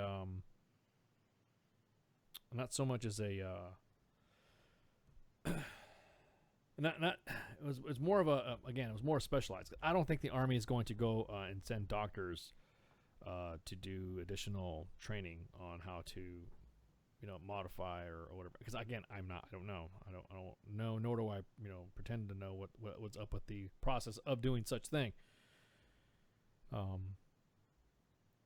I understand is everyone's like freaking going nuts. But yeah, just a question, just a simple fucking question. Chinese men right now having a problem with that tank. That's right, Pooks. So my question is, what is the issue with somebody coming in as transgender and putting that transition on hold long enough to do their military service and then continuing once they leave? Well, I don't know. That's not good enough, I guess. I don't know. I don't care personally. If someone the whole time was freaking rocking and rolling as a chick and I didn't know it, or rocking and rolling as a dude and I didn't know it, and then the next thing you know, they get out and they say, "Yeah, I've been transgender the whole time." Oh, okay, cool. I didn't know, because I don't care. You know what I mean? That shit like that doesn't bother me. It's when you start pushing the issue of what, like you said, and you asking that question, Mike Golf, is not one of those things that people will take as you are asking an honest and innocent question. Why can't you? You know what I mean? You're not doing it to be spiteful. You just want to know. I'm curious. I want to know why it, and it goes back to what are the benefits of allowing transgender service in the. What would stop you from pausing that? Do your service, and then continue later. Yeah, I don't know. I don't know. Or even go through the transition, complete it, and then come in. Yeah, that too. So all you gotta do is pop your meds, right? I mean, the logistics is a whole lot easier. Okay, you went from a man to a woman, so you're going to use the other bathroom, and the medical aspect of it, instead of having a specialist there or referrals for you to go out and see a specialist, then all we have to do is have you take 90 days worth of your medication on a deployment. Yeah. Yeah, I mean, exactly. I mean, they do that for birth control for chicks, right? Do they? I don't know. I'm not a woman. I see, didn't there know you go. anybody. Yeah, exactly. And I was on tanks. Wasn't even around women when I was deployed. Well, now women can be in tanks. Yay, Cavman says. And I'm retired. Women can be on tanks. So, yeah, I don't know. Like I said, I was just asking. Just one of those situations to where do you say, is there a line to be drawn? I don't know. If they're not going to fucking do it, then they're not going to do it. But we need to make up our minds and then and stick to it. Again, as I've said before, it was just not a few years ago that all that was illegal as fuck. And it wasn't, it was whatever. It's because the military stayed hold. It's almost like, it's kind of like how the military is not doing anything against North Korea. It's how it used to be with this issue. It didn't get involved in social politics. It didn't get involved in all that stuff. Because they knew that once they opened the door to something, it was going to open a Pandora's box into something else. And that's exactly what happened. Oh, you're going to make me go on a rant. No, I did. I mean, just saying, because I've said this before, and I've said this in front of my homosexual coworkers, and I've said it was just a few years ago that dudes couldn't bump mustaches without everybody would know it. Oh, you busted, gone, or it was implied, and we knew it, but it was never brought out in the open. You know what I mean? It was always professional about it. I mean, I don't know how to be a professional homosexual, but I'm just saying, it was not brought up to me. It was not in my face like, you see, I'm homosexual. No one has ever done that to me. I knew they were. They knew that I knew they were, but I didn't say anything about it. Why? Because they did their fucking jobs. And who fucking cares? Exactly. But it just seemed like now that was more of an issue. It wasn't an issue back then. So now things that were what some people would consider not moralistic are now moral. This what we considered immoral and I'm talking about purely from the military sense. That was immoral is now moral, according to the military now, because they've caved to social pressure and all that. Because the military are just like, I don't want no fucking drama. I don't want to hear that shit. You do that, you're in trouble. You're done. The army used to court-martial your ass if you said you were a member of the Communist Party or you remember the Nazi Party back in the 80s. They used to just you admitting that shit. And somebody found out and you got investigated and you said, yeah, did come to find out you did do that? Fuck yeah, dude. You got slammed. Boom. Yeah, gone. The same thing with freaking homosexuality. Just because you wanted to do it because you wanted to try to prove a point and do the system. Hey, this is no place for fucking politics. Get the fuck out of here. They do everything else that's immoral. So now, the morality list of things that the military. I'm just talking purely what the military used to think. I'm not talking about my own personal morals. I'm just talking about what the military thinks. All of it's getting fucking knocked out. So now that's moral. Now that's moral. Now that's moral. Now that's moral. Now that's moral. So you don't care. So now you can be transgender. Now you can be homosexual. But don't cheat on your wife. Don't do that. Jesus. And what is the demand? How many transsexuals are trying to get into the army or the military as a whole? That's what I'm saying. We had to change the policy. The percentage is of the same as our nation's population in the military, which is 0.45% of the United States population is in the military. So it's the same. And how many of those are transgender? No, I'm just saying that 0.45% are the ones that are serving as transgenders in the military right now. Oh, in other words, the population of the U.S. that are in the military, 0.045% is in the military. Inside the military, 0.45 is how many transgenders are serving right now. It's that minuscule, so it's an even smaller fraction. And don't quote me on math. Okay, so here's my rant, and it's going to be a mini rant. Where's my fucking car? I need to sit in my car for this one. Go quick, jump in your car. And scream at a GoPro. So screeching. Go. Yeah. You know. So you want all this social justice instead of at a camera in a car. Why don't you sit down and explain? Look, this is what we want. These are the benefits that we're looking for. These are the injustices that we have suffered. And this goes for transgenders, gays in the military. It goes for Democrats versus Republicans. Anybody that has a difference of opinion, instead of screaming your fucking opinion at somebody else and trying to get them to change their opinion to match yours, which is never going to happen. Compromise is a word that has been lost in our fucking vocabulary here lately. Oh my God, it is. And been replaced by divisive. Or forced. Sit down, or talk, forced. come up to a fucking compromise, and figure this shit out instead of screaming at each other about, trying to rewrite American history and changing the social landscape of everything.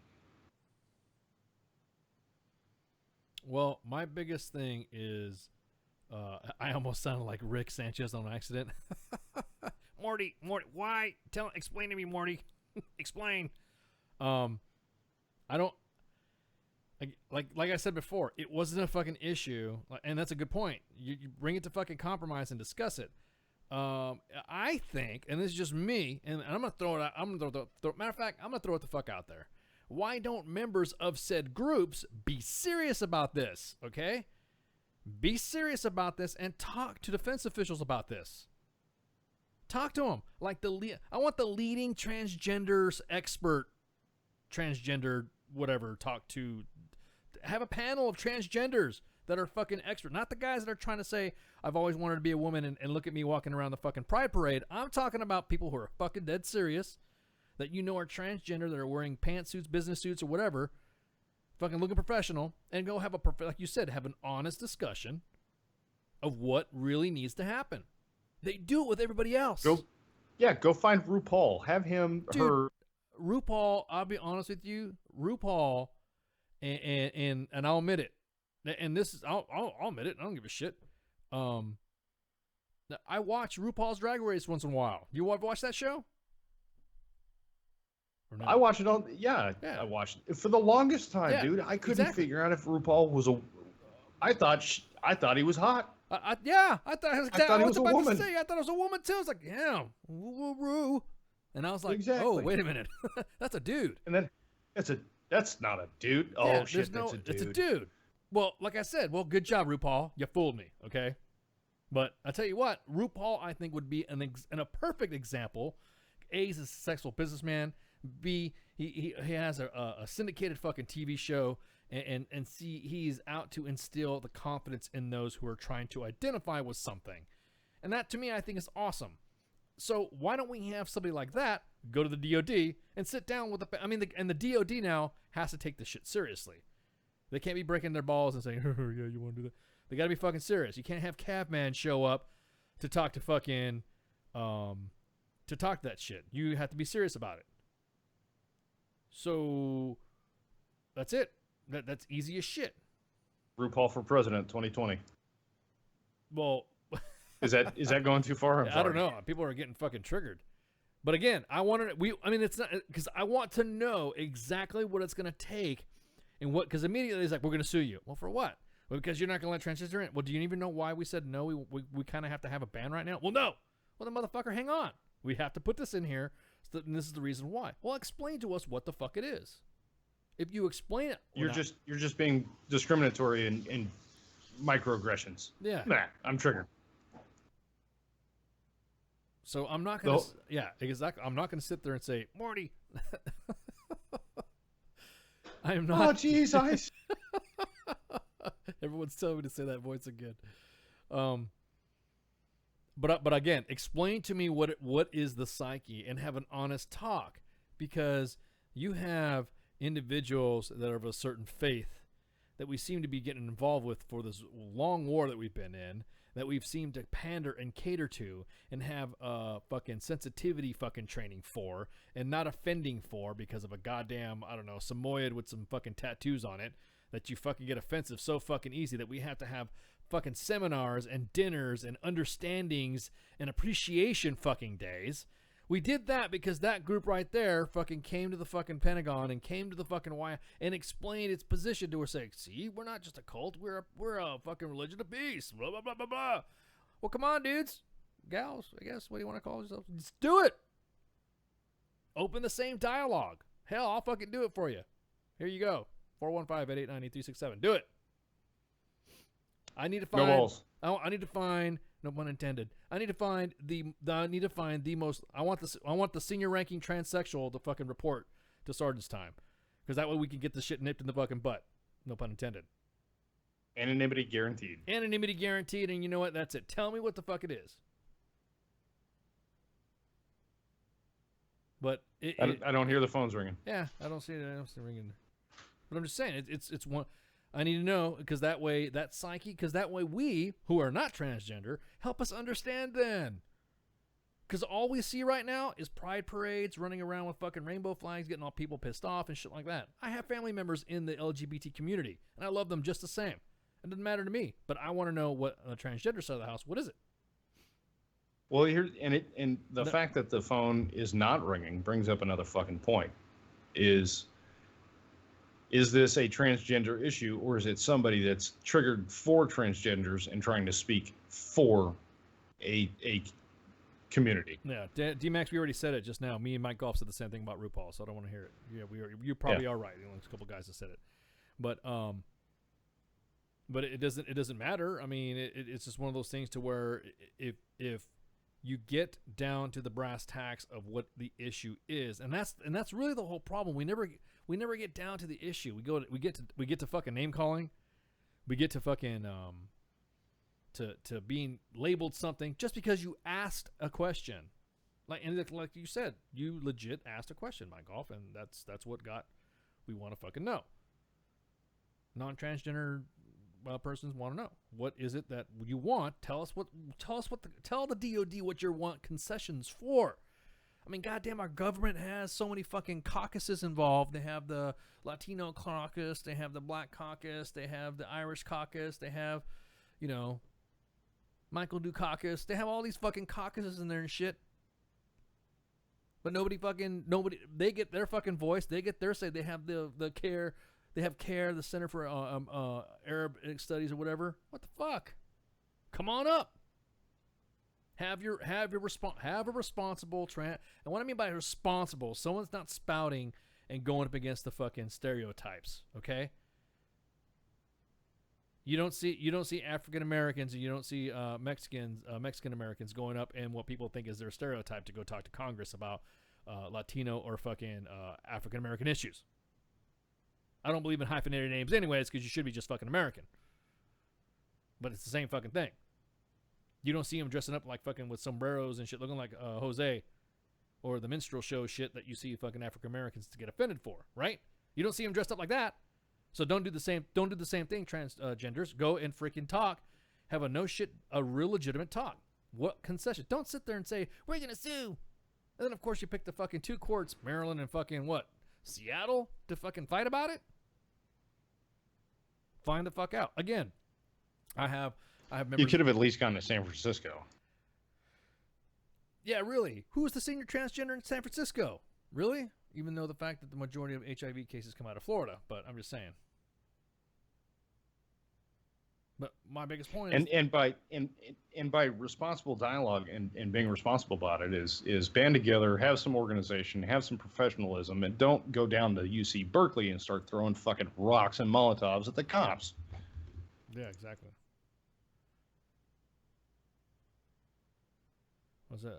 I wish my buddy would call. He is going through the gender. Yeah, man, call us, JBLM Infantry. We want to know. Give us the digits. 415-889-8367. Give us a call. Let us know what's going on. I think it's fucking legit. It's a legit question. Again, asking as someone who is not of transgender condition. I need to be educated because I am not transgender. I don't have any transgender friends. I'll admit that. I don't know anybody that's going through that openly anyway. Yeah.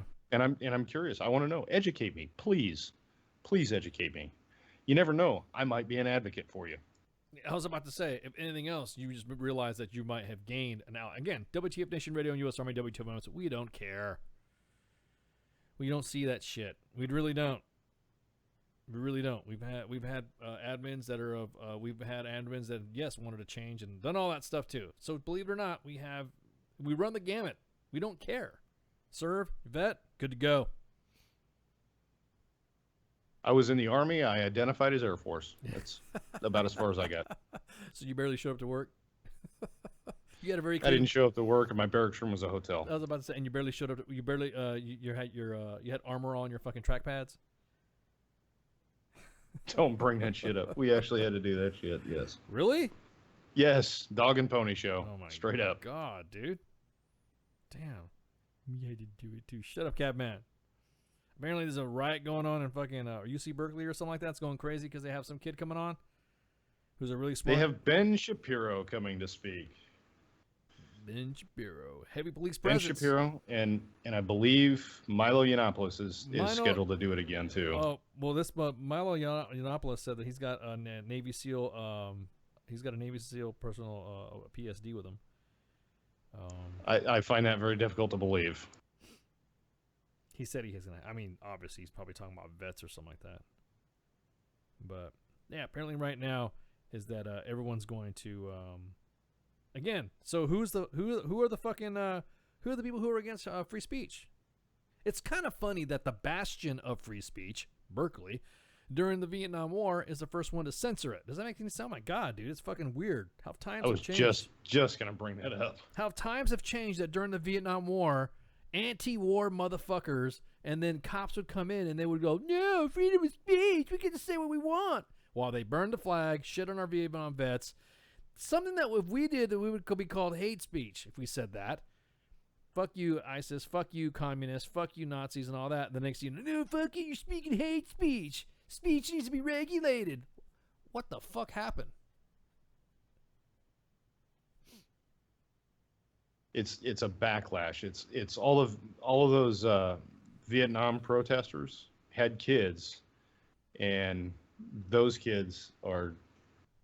It's a huge backlash between generations. You've got super free speech from the '60s to now, your free speech offends me, so knock it off.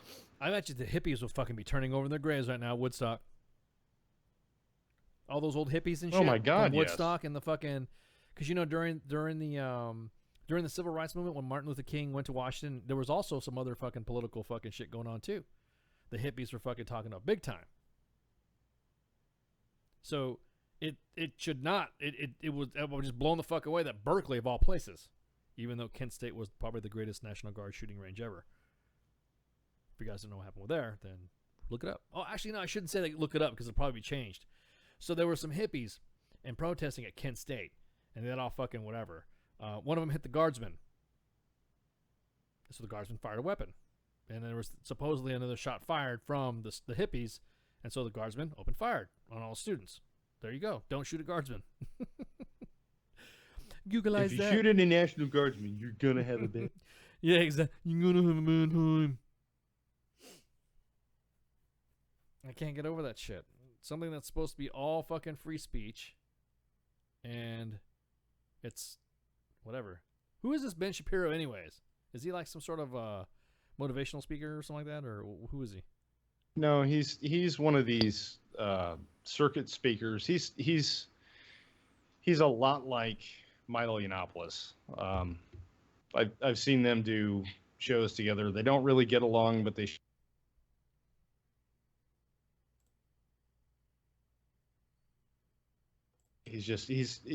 Shapiro is a very outspoken conservative and speaks his mind, and it scares the shit out of Berkeley. Okay. He is a smart conservative Jew. Is that what Talk said? Quote, and I quote, he is a smart conservative Jew. Yeah, that's accurate. That's I didn't know that. He's a conservative. I didn't know who he was. I got to keep up on my fucking on my blowhards.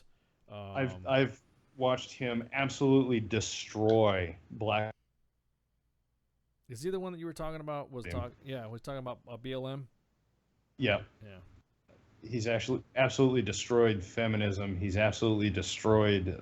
He's an incredibly intelligent person. If you're gonna oppose his views, you better bring your fucking A game.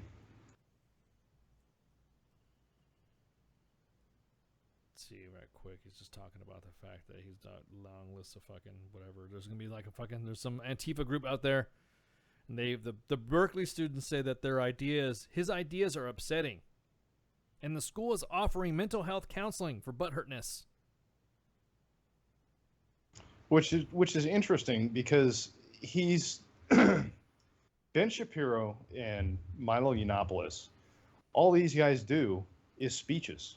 They don't do actions. They don't do anything. They talk. They express. They get paid to go and express their opinion. But it's a threat to Berkeley somehow, some way. I didn't realize freedom of speech was so offensive. Well, it's freedom of speech until your speech differs from mine and your opinion differs from mine, and then no, you're not allowed. Yeah, you can't do it because it pissed us off. The whole new vocabulary that we have going on in this country is just absolutely wicked. Microaggression, really? What does that mean? Sarcasm. Microaggression is from what I understand, microaggression, or the greatest example of microaggression that I can come up with, is using the incorrect pronoun when addressing somebody who identifies as a gender that is not apparent. Huh? What? Whoa. If you walk up to Pat and you say, "Hey, Pat," or you're talking about Pat. Gotcha. Right? From Saturday Night Live. Yeah. Well, his hair is a little strange. I'm sorry, did you just assume his gender? Her gender? That was the cisgender, whatever it is. And that was the whole joke behind Pat, because it was androgynous. The whole theme of the skit was everyone was trying to find out what the gender was. Bro, they got rid of the General Lee. They're gonna get rid of Pat. Yeah. That's gonna be the next target, I'm telling you. Because it's a microaggression against ultra. I don't know, but I want to know who's teaching these little fuckers to be this way. It's the fucking teachers. You know what I mean? I want to know what is it with these teachers that have their heads up their asses to be even fucking preaching this shit. That's why sometimes I wish this. It's times like this where I cannot, and I feel bad for thinking this, where I want the zombie apocalypse to fucking happen. And I can't back up the teacher thing either, because I'm 2 years into college. I'm more than 2 years into college, and I did a year in California. I've done a year in Alabama, and I have not come across a teacher yet who thinks like these people in Berkeley. Yeah, I don't get it either.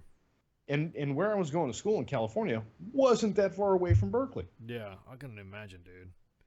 It must have felt like surreal to be, because I've lived in states and grew up in states where that was never an issue. You know what I mean? Yeah. It's one of those things where, like when I was a recruiter in California and we were talking about World Can't Wait and Code Pink coming up to my recruiting office. It's like, are you fucking serious? We have nothing to do with this. They're just screaming. They're just making noise. They're not making any change. Yeah, again. And which goes back to the original statement of sit down and have a professional, responsible conversation with people that can change policy instead of throwing rocks at fucking police and chaining yourself to a goddamn recruiting station door. Yeah, again, you're right, Joseph. It's fucking bill of privileges. I don't really get it.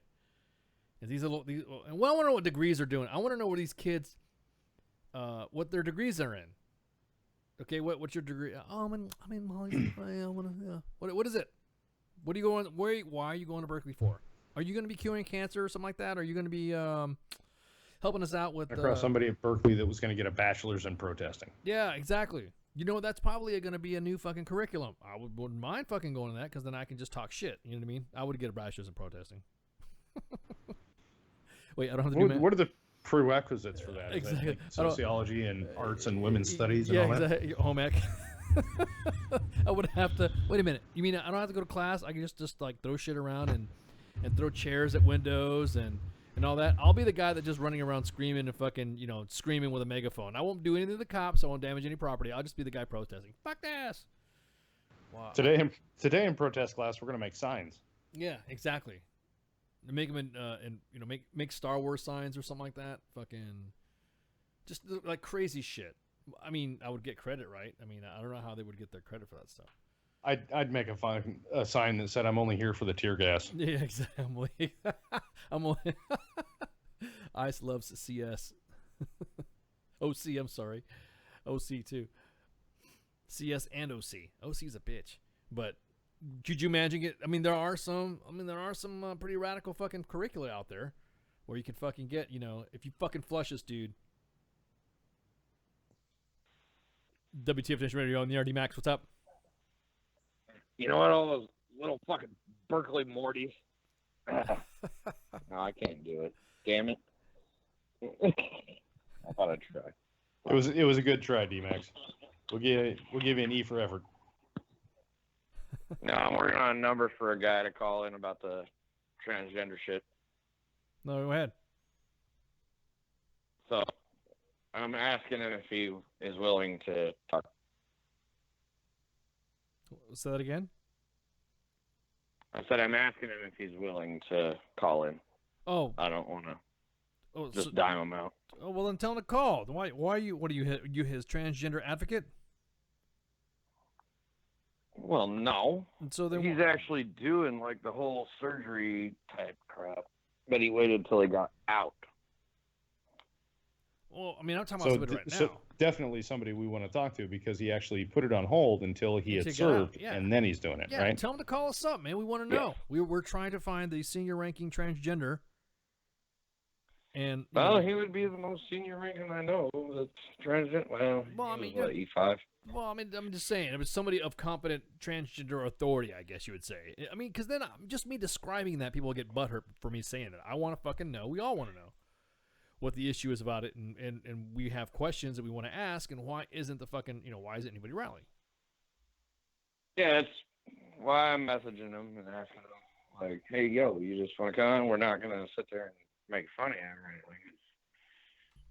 or anything. People just are kind of curious. We want to know. I mean, of course, we want to ensure all sides. We want to hear all sides of it. Because, we harp on this whole fucking thing. And that's what me and Mike Golf were talking about. When we were coming up in the ranks and shit, when we first started our military careers 20 some odd years ago, that was unheard of. It was, what? You found out about somebody that was kind of like that or doing something like that? Somebody had swastikas, somebody painted swastikas on somebody's barracks door, they got fucking chaptered, like, immediately. Someone said they were communists, they were chaptered immediately. There was no fucking freedom of speech bullshit. Gone. Yeah, a couple of friends that were E6s, they got dropped from E6 to E4. Well, back over the army that me and Mike Golf joined was the army that loved to throw everybody out for no reason, though. This was the army that... these guys, he had a Texas sticker on his... He put a noose around it. Huh? And he happened to be of a darker descent. What, you can't say he was black? Well, I don't know. We're on Mixer, so I don't want to get kicked. Is it so bad now? We're so afraid. We're afraid of Mixer. We don't even know how to not violate community standards. Yeah, we can't. We got to violate community standard with fucking Mixer. Hey, Mixer, that's the reason why you put an 18+ on that motherfucker, right? So we can say shit, dick, ass, pussy, motherfucker. Meanwhile, people are streaming. Have you seen the new video game for South Park? That's what I'm saying. Everyone is fucking streaming GTA 5, and you're playing a black character, and they're saying the N-word left and fucking right, but yet now we got to be worried about what Mixer says because Mixer's gonna do. Man, shut up, Mixer. Thank you for letting us know. Mixer won't kick it if it's part of a studio programming. Well, we're talking about it. So, well, like on the new South Park game, it's kind of funny. You set your difficulty, so it's a shader bar, and it comes out. Oh my God, is that the one where it's yeah? So easy, you're white. Yeah. The harder the difficulty, the darker your skin gets. Well, so you actually get. So it's funny because everybody likes South Park. Everyone thinks South Park is fucking funny and it's awesome. And the next thing you know, because it's South Park, it's okay. So it doesn't matter. It's fuck you, Mixer. How about that? Yeah, they got money. Yeah, you Mixer. I'm going home. Yes, you Mixer. Yeah, exactly, Doc. No, Mixer, Doc, does auto bans because I was banned on Mixer for what was it, like 72 hours or something like that? I couldn't get on Mixer. My account was locked out. It like just locks you the fuck out. It says you did this and it was inappropriate. And then okay, cool, whatever. And then I couldn't get into Mixer. Everyone was telling me that I was broadcasting from Mixer, but I could not log in. I could log in with I can go into the unlogged and I could not interact in the chats because it banned me. Banned the station too because there was people that were complaining. So you do get complaints on Mixer, people, even though it says this is an 18 and above broadcast. So yeah. Could you still access through Discord?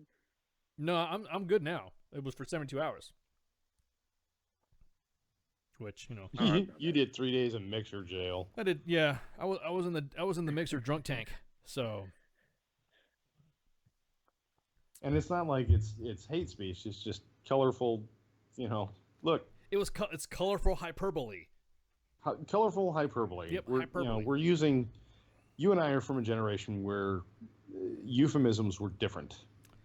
Well, and euphemisms were used in a specific context that everybody knew that's what it meant. No one misinterpreted those euphemisms either. You know what I mean? Correct. So I mean, we would say something and it would go whatever through the conversation. It would be said on TV as well. So hyperbole? Oh, it's spelled like hyperbole. And they're just exaggerated statements or claims not meant to be taken literally. That's what hyperbole is on WTFNationRadio.com. We do have some legit fucking, shit that we talk about, but then when we're joking around breaking balls, then it's fucking, we're joking around breaking balls. And you got to be able to make that transition with us. No pun intended. Otherwise you're going to get triggered. Nipped in the bud. It makes me wonder, okay, 18 plus isn't considered an adult anymore, so... Or are we going to just start changing the rules to like, oh, now you got to be 25 years old to buy alcohol? And be like, oh, then they'll start a riot over that shit. No, I don't think so. 21. 21, I mean, here's the way I fucking see it.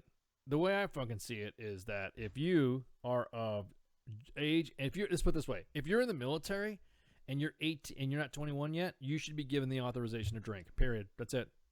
No ands, ifs, or buts. There would be no drinking issues in the military. Everyone says, "Oh, bullshit."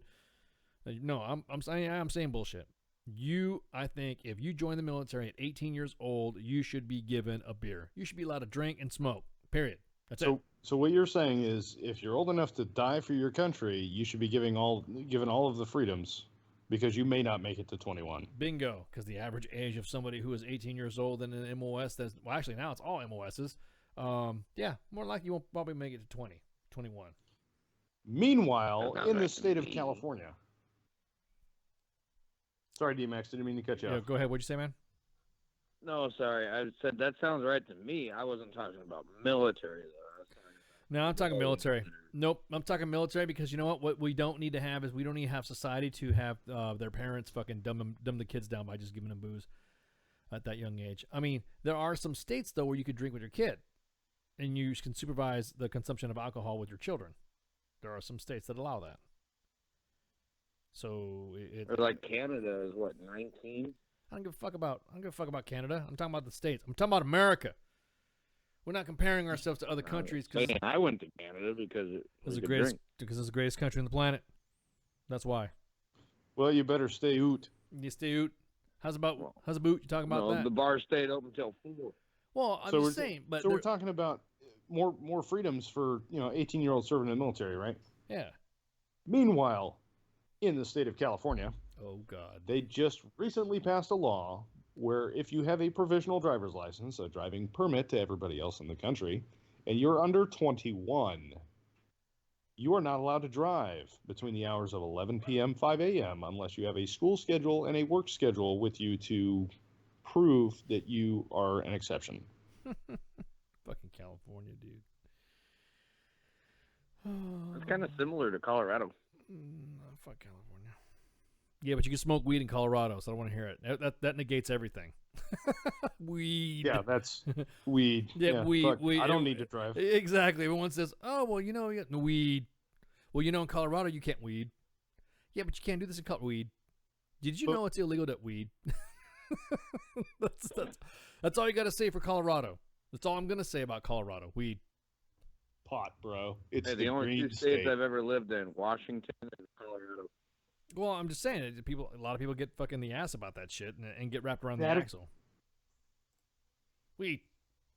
That explains why D-Mac sounds stoned and flushes all the time. Yeah. Anyways, D-Max, there's other people trying to call. Brownies and oil. There are other people trying to call D-Max. So I'm going to free up the lines. So real quick, have a good one, man. All right, talk to you guys later. Not later. See you, D-Max. Yeah, I had to hurry up and hang him up so that way he wouldn't hang up on us or he wouldn't flush on us. Yeah. So yeah, he was getting to that point, wasn't he? Yeah, I was. It sounded like he was like positioning himself to maximum flushage. Yeah. So give us a call 415-889-8367. Because I want to know about this about the transgender shit. And if you're transgender, please tell us. D-Max friend, call us up. We already know who you are out there in JBLM Grunt. Give us a call. Let us know what's going on. Give us the expert opinion of somebody who is of that, and I'm not. And so go ahead and tell us. Ruck up and call the show, buddy. Yeah, exactly. Ruck up. Ruck up. I wonder what happens if I play music that's not authorized to be on Facebook Live. Then we won't be able to do the podcast later, and nobody else will be able to hear the show. No, we can do the podcast. I'm going to load it up as soon as we're done. So that's easy. The podcasts are easy. We don't give a fuck about the podcast. WTF Nation Radio, you're on the air. What's up, man? Hey, what's going on, guys? I got a question. We're talking about this, hate speech bullshit that's going on. Yeah. And as far as protection underneath the First Amendment, I've looked over U.S. Senate Resolution 118, and that specifically states hate crimes against Muslims, Jews, African Americans, Hindus, and Resolution 257 that pretty much says all those religious groups, but it says any minority or animus targeting a minority in the United States. Why can't a bunch of these pussies out there protesting us against the veterans? Why aren't we considered a minority? That's a good point. What is hate speech? What is your all's definition of hate speech? And when do you cross the line about making laws, limiting speech and breaking the First Amendment? Well, I mean, go ahead, Michael. Go ahead. Hate speech is anything that is threatening towards a specific group. If you threaten any one of those groups that you had listed with physical harm, financial harm, property theft, whatever, that's considered hate speech. Well, this is a true incident that happened at my alma mater, East Tennessee State University. This spring, there was a guy that dressed up in white T-shirt, bib overalls, and had a gorilla mask on, and had like 8 bananas tied to a piece of bale twine, walking around campus with it, and he was arrested. Was it Halloween? No, it wasn't Halloween. No, this was back in the springtime. And that was considered a hate crime. I mean,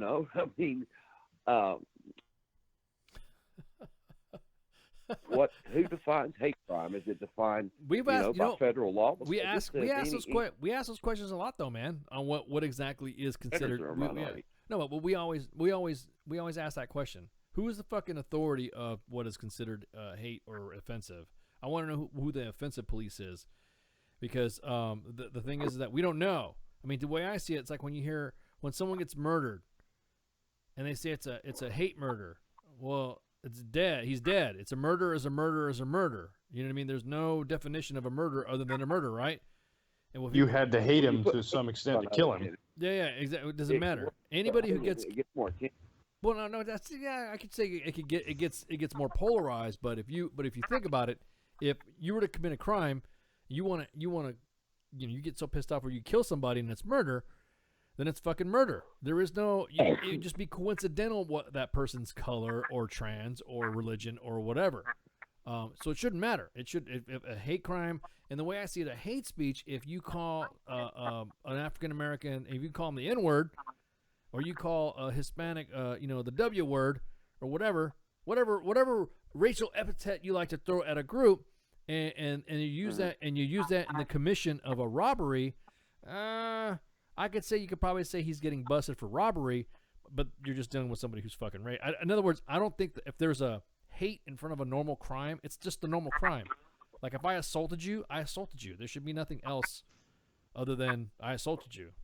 I think the hate needs to be implied in all of those things. Well, yeah, I mean, it's I kind wish of like... I wish they would, use the term, people defaming the statues of Confederate generals and stuff, and quit referring to them as rebels. They're not the R word. They were Confederates. I think it's just one of those ways to try to polarize the country and, turn one group against the others. I mean, hate for what? Any ideology, any, religious, I got it you. says here, any animus targeting a minority in the United States. Well, if that's ridiculous. I mean, you're crossing the line. If you're, of, but then hate again, speech, but freedom.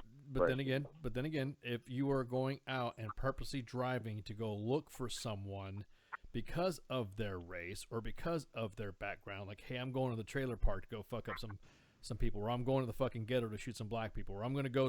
You're doing that specifically, and that's in the intent. Then I could see that getting attached. But if you're just getting in a fight and you fuck somebody up and because they had a big mouth or some shit like that and they were talking shit, then you get in a fight, then what happens? You get in a fight and you get busted for what? An assault and disturbing the peace or whatever. There should be no hate attached to it. You know what I mean? At all. I don't think so. But I think a lot of the system is catered to the minorities. Case in point, building a mosque on the ground of 9/11. God forbid that we singled out the Muslim community after 9/11. Well, I'll be honest with you. We weren't you the Japanese negate determined deal of World War II. Yeah, but you negate the entire argument when you say the mosque, because I don't care what your religion is other than that if you do that in this country. We're in a war against good and evil. That's the way we had to see it. And everyone should be uniting together, all races and trans or whatever, and genders or whatever, to go kick some ass. Because these motherfuckers want to saw your head off in front of your kids and then do the same to your kid. They don't care. Is what people not understanding. I have seen The Enemy myself, and they're fucking vicious. They don't. I would really wish that we would just get over this petty bullshit about some homosexual and a conservative speaking at a college and look at the real fucking threat. But we don't. We're too busy with our own petty shit. And it's the pacification. Mike, I made that comment in there a few minutes ago. I was a tanker and did the Force 21 redesign with the fourth ID in 2000. Was you ever? I never was exposed, never was around any females in the military, whether they were in a Ford Support Battalion after we did the Force 21 redesign, never any commo chicks in HSC. That, I wasn't exposed to any females or any males that, I would have thought may had a little sugar in his tank, or I would have doubted his sexuality. I can't see how they allow this to go on for 3, 4, 5 years without someone calling him out on it, counseling the guy and getting him into mental health. When I was at Fort Hood, we were in a combined arms battalion, so it was half infantry, half armor, and we had female S6, female S2, and we actually had one of the fuelers, while we were downrange, got his clock cleaned by an Iraqi because he was gay and he tried to hit on this Iraqi police officer and he didn't understand the culture. This guy was gay and he was in the unit. Yeah, he was in our unit, and he was openly flaming homosexual, but he was a fueler. He was good at his job, and we just kind of overlooked it until the day he tried to hit. He tried to flirt with a male Iraqi police officer. How does that, if we're saying that it's a fucking, it's a mental disorder to want to become transgender or be transgender in the military, or gender dysphoria. I mean, homosexuality is a fucking mental disorder, however you want to define it. I beg to differ. How did someone in chain of command not pick that guy out and, put him through counseling and therapy and chaptered his ass out of the military? Well, that's what I'm saying. Because at the time, back in the 90s, go ahead. Back in 93, when Bill Clinton introduced the don't ask, don't tell policy, we quit asking and people quit telling. But it's not that we didn't know. And it's just I it's went in it's one of 95, those you know, things. And I guarantee, in your time in service, you served with gay men. You just didn't know it because they didn't openly admit it, and they respected the idea that a majority of guys that they were serving with were not gay, and they didn't want to push that boundary. This kid just happened to be a complete retard. I'm sorry, Mixer. Don't ban me for saying that. Yeah, I can't believe that Mixer banning us now. That's crazy. But this kid, No, this kid had. Seen... It's us as the admins on the station. It's not you specifically, Doc. Yeah. No, it's so what it was is this guy just it's kind of a fucking paradox, really, when you think about it. We had enough of a cultural awareness of the gay community that we accepted him for who he was, and we respected the way he was. But he didn't have enough cultural awareness to understand how Muslims are, especially in the Middle East. Right. I'm still blown away. I mean, I went in 1995 under Clinton, and it was, I can't see how anyone in his NCO support channel or his chain of command did not find a way, did not find a loophole in UCMJ or through the medical route. Well, to get that it's guy just out like of the military. We didn't care. He was a a guy that was there doing his job. Yeah, what he did in his bedroom, behind his bedroom door, was none of our fucking business. We didn't care. Well, not only that, though, Doc. What happened was, real quick. He would have been. You don't think he would have been, considered a liability, just like it would be if you had a female in your tank platoon? No. My point. If he's on fucking towheads, that they would fuck him up. We didn't think him a liability until the day he did get fucked up by one of the Muslims that he tried to hit on. And at that point, we thought, okay, we need to move you to a fob because you don't belong out here. And that was the extent of it. Probably think that Haji shaved his balls and shit like these little young hipster queers. No. That's crazy to hit on. No, but you can't prove that shit. That's what I'm saying. Just like you can't prove.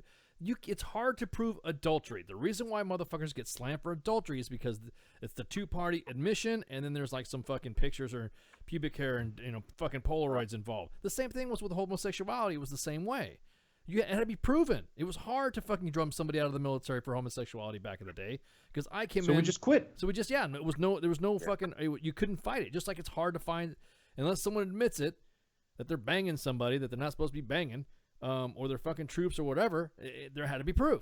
And I came in the Army when it was the first Bush. So it's one of those things where it's like fucking, that when that shit started kicking up, it really was an issue because Desert Storm was rocking on. And they were kind of like, oh, okay, right. Well, nobody cared.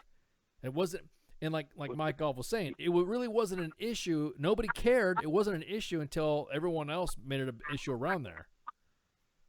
Right. Well, getting away from that a little bit. What do y'all think about the hate speech? I mean, do you think that anyone's going to define it? And when it breaks it down, it's hate crimes against Muslims, Jews, African Americans, Hindus, and Sikhs. That's directly out of the U.S. Senate Resolution 118 that's in the Senate now, and then the House Resolution 257 is one from the House. And it says an anomalous minority.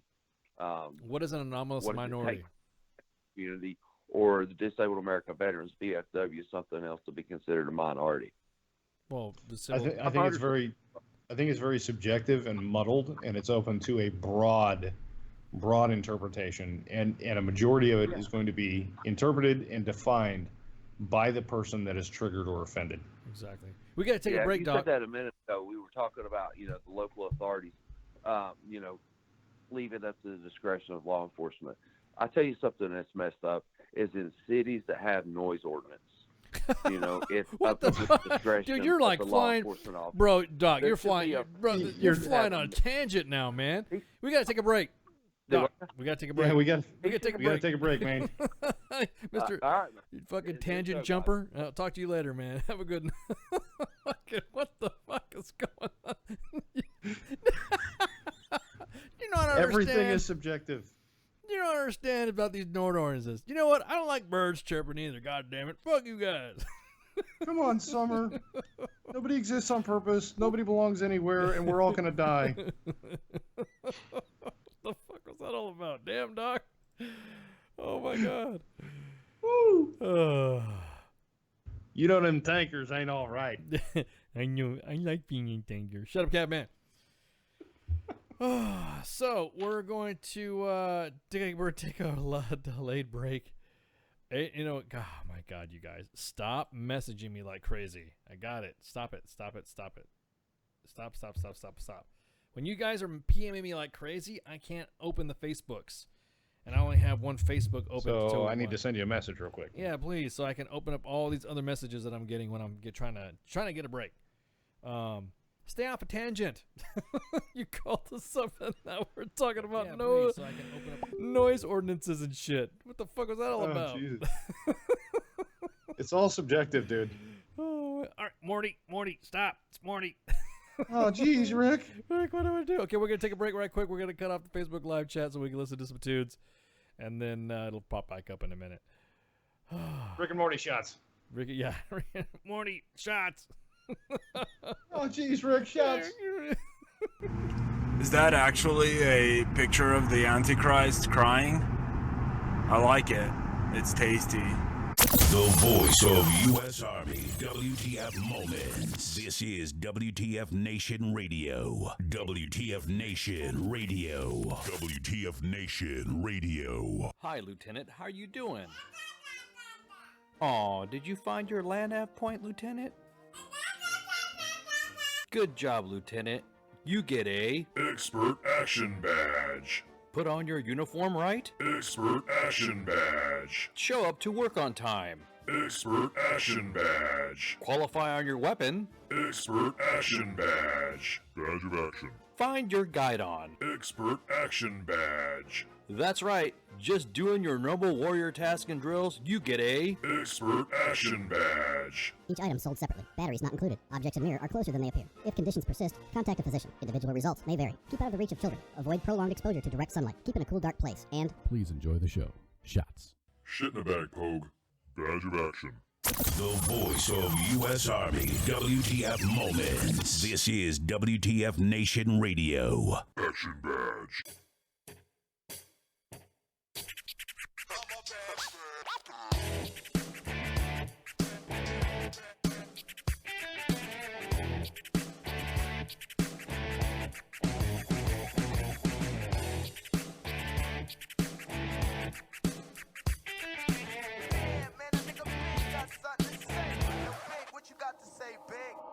I was a terror since the public school era. Bathroom passes, cutting classes, squeezing asses. Smoking blunts was a daily routine since 13. A chubby nigga on the scene. I used to have the tray deuce and the deuce in my bubble goose. Now I got the Mac in my knapsack. Lounging black, smoking sacks up in accent sidekicks with my sidekicks, rocking fly kicks. Honeys wanna chat, but all we wanna know is where the party at. And can I bring my gat? If not, I hope I don't get shot. Better throw my vest on my chest, cause niggas is a mess. It don't take nothing but frontin' for me to start something. Bugging and bucking at niggas like I was duck hunting. Dumbing out just me and my crew, cause all we wanna do is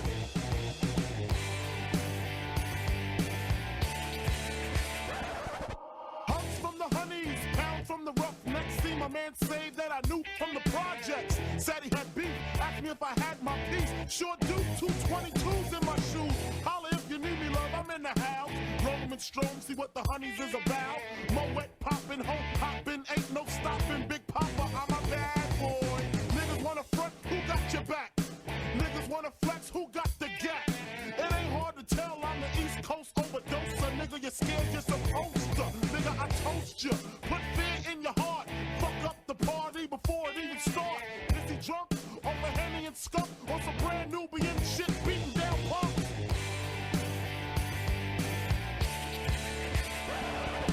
Bitches in the back looking righteous. In a tight dress, I think I might just hit her with a little Biggie 101. How to tote a gun and have fun with Jamaican rum conversation. Blunts in rotation. My man Big Jock got the Glock in his waist and we're smoking, drinking. Got the hooker thinking, if money smell bad, then this nigga big is stinking.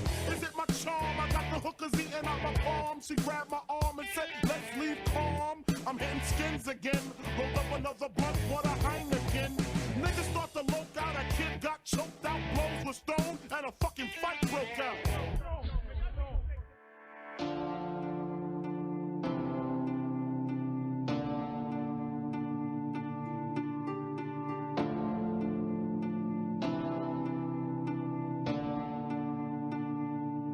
You said you'd never ever break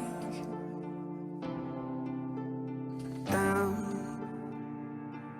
but here I am sweeping pieces off of the ground. You said you'd never ever play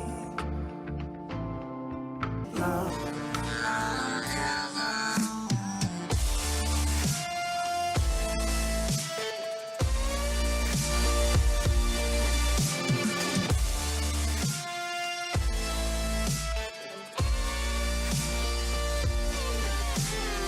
Some of the people appointed to give an opinion never do get it. I want you to come on and gobble a Jimmy and die. Need to be given the remedy and why?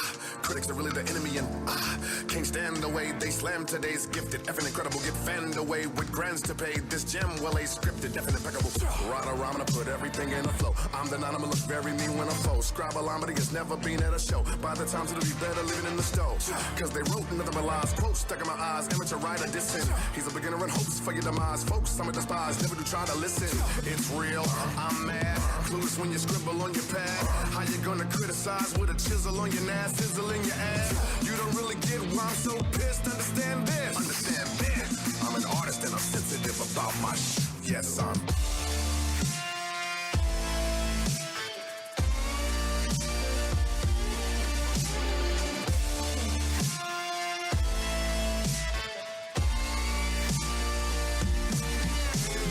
Tell me that I'm famous, tell me that my name is Big as Phoenix. Wish I'd have known. I never thought I'd be so fragile. You're not alone. It didn't break before it's about to. We've been here before. I never wanna change. I'm fragile.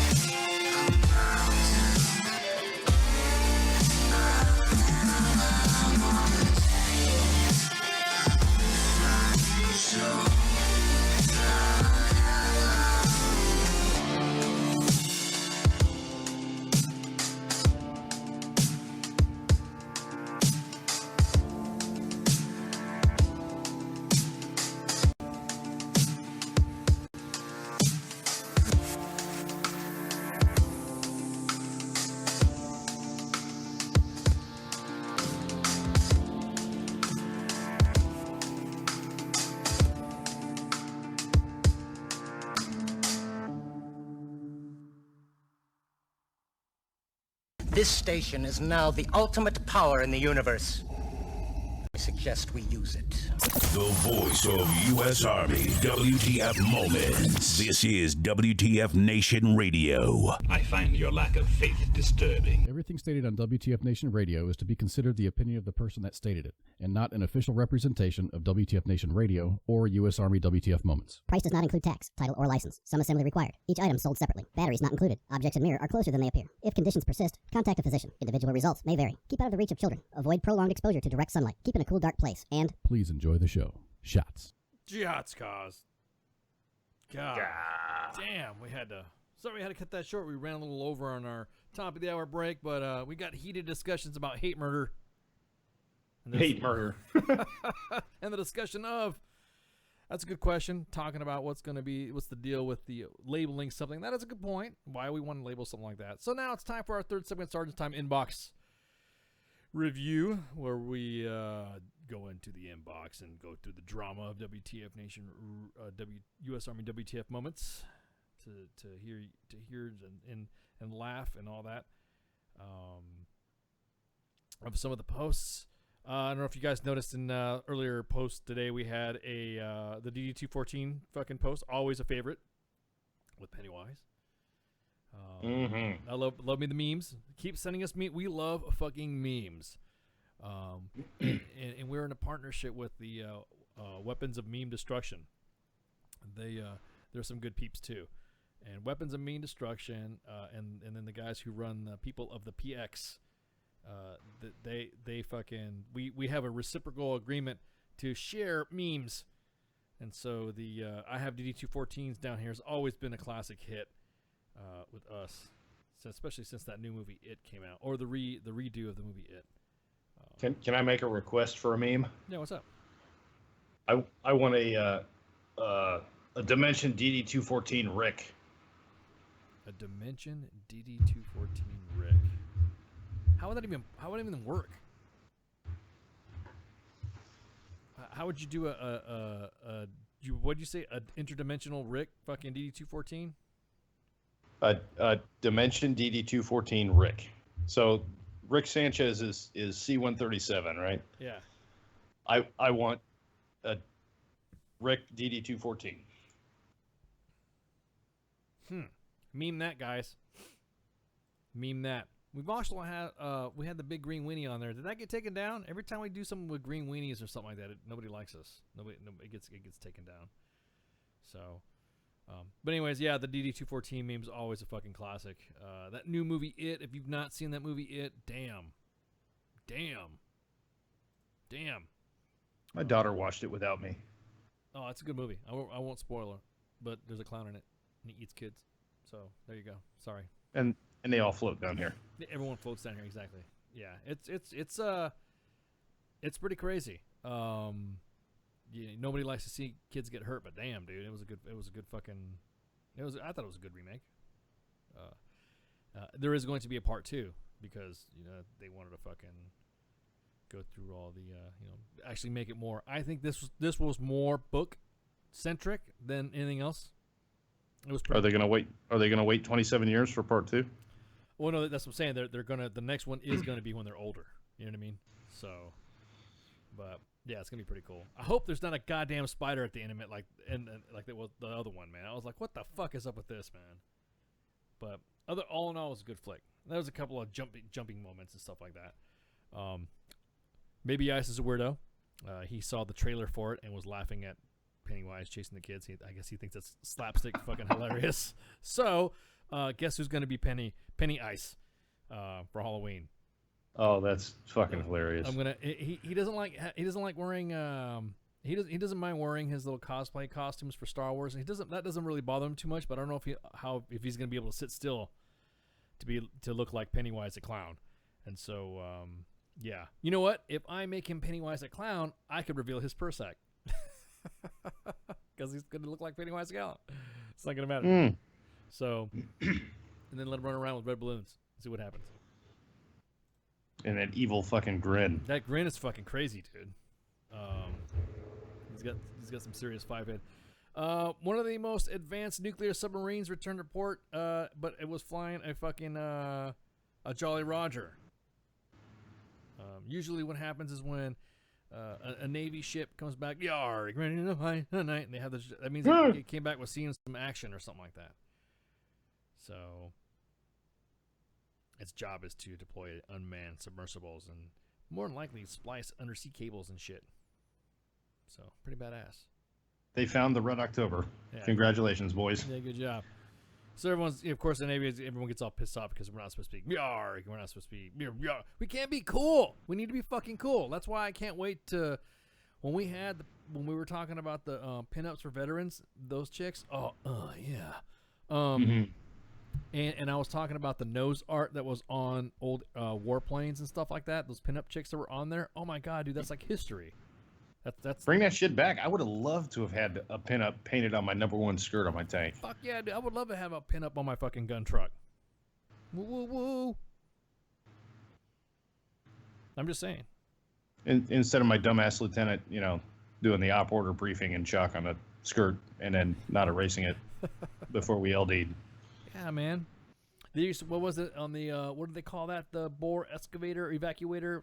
That bulgy thing in the middle of the tube. What is that called? What do you guys call that? It is the bore evacuator. Evacuator. That's what it's called. I just want to make sure I was getting my my tank nomenclature. It's been a while since I sat through a Table 12 event. But they used to put like harbinger of death or I've seen AIDS on evacuator before. I had Doom. a tank named Donkey Punch at one point. Yep, I've seen something like that. And That was my tank. Yeah, Donkey Punch. yeah, it was just funny because all the everyone got butthurt over fucking nose art, and I'm just saying, look at the back of it, and everyone's like, "Oh, it's the greatest generation ever." Yeah, so great that you don't let nose art back on airplanes. It's unprofessional, Ice. Of course not. So it's a microaggression. Yeah, oh my god, did you just assume that pinup? Ugh, pinups. I love me some pinups. Anyways, in case you guys didn't notice, if you were driving around Vegas last night, there was a slightly used M109A2 barrel just hanging out in the fucking street, and it fell off a fucking Paladin, and cost. How the fuck? I don't know. Aren't those things supposed to be like connected? I mean, they're connected. Yeah, they're connected, yeah. right? I mean, in more than one way. They're connected to a fucking to a turret, and they have to be held in place by a turret, and that's it. Well, they're attached to the turret by the gun trunnions, and also the elevation mechanism, and also the gun carriage. Mm-hmm. Well, I mean, it doesn't just fall the fuck off. Yeah, exactly. It's secured to the fucking yeah. It's secured. You gotta figure that's a 155 millimeter cannon, correct? Yeah, that is. The tank is 120, so it's a little bit smaller. Correct. Still, the recoil pressure on that thing when you fire the gun is 115 tons per square inch, Mm-hmm. and it stays in place. Correct. So then, if you look at the fucking this big in here, this thing being on the fucking highway, either it was either not replaced right when it came out of third shop, or it had sustained enough damage in the turret for it to rip the barrel off. I saw the picture of it, and it looked like it wasn't installed at all. Yeah. It was just set in there, which is the only thing that I can come up with to justify that thing falling the fuck off. Yeah. This is fucking crazy. So, also the other post we were talking about is the W5. Apparently, a CW5 went to PT and caused fucking mass chaos. And just simply for going to PT. It was chaotic. Dogs and cats were living together. Frogs with little pointy hats were fucking hopping along rainbows and shit, and everyone got their lucky charms because a W5 went to fucking. The fact that a warrant officer even shows up to PT is almost like the eclipse. It doesn't happen very often. So either he was clearing, or he was fucking heading out to go see the commander or something like that. Or he was just fucking bored. No, he was bored. Yeah, sometimes warrants like to do PT. Always having a nice fender bender with fucking vehicles. I'm going back and we're talking about the freaking the Atlantic the hurricane stuff. Atlanta Cares Hurricane Relief Project. Mm-hmm. We had it posted up earlier. Which is it's a thing where you register up, package 1.2 million meal kits for hurricane relief, and it'll be a great music, good fun, volunteer experience like no other. We all need your help, so we can please register for as many shifts as you can. You can call and invite your friends and family ages 6 and up are welcome. Where at the Georgia World Congress Center, room C3, 285 Andrew Young International Boulevard, Northwest, Atlanta, Georgia, 30313. When? Tomorrow through Sunday from 08 to 1700, and then use the app below to fucking sign up directly that you see on the main page. Atlanta Cares Hurricane Relief Project, so it's a good cause and all that. Yep. We had a call for attendance that we had for an old timer in El Paso. This dude Ricardo Palacios Jr., 95 years old, old timer, passed away. But this guy's freaking record is I mean, he was a resident of El Paso. You know, he's a citizen of El Paso, of Texas. Enlisted in the freaking National Guard to get some money and shit to work out. He ended up deploying to war in North Africa in September 1943, and freaking hit the beach in Salerno, Italy. So he fought freaking like all these battles and shit up the boot, and then he was captured in 1943 after crossing the Rapido River during the Rapido River attack, and he and other guys were fucking getting slaughtered. And he was a POW with the Germans and the Russians, and then escaped the Russians when he met the approaching U.S. Army and said, "Hey, where the fuck y'all been?" So when he came back to the States, he worked for years and retired from the Fort Bliss commissary. So he'll be, we had a mass and all that, and then hang on, let me look at this. Stop PMME. Funeral mass will take place Friday, September 15th at 09:15 at the Guardian Angel Catholic Church, followed by interment at the Fort Bliss National Cemetery with military honors. So services will be under the direction of the Hillcrest Funeral Home. So give them a call at 915-598-3332. So shots out to you. Rest in peace, bud. 95 years old, man. That's he had a good life. That's a long life, man. And to be a POW, dude. How do you? Oh.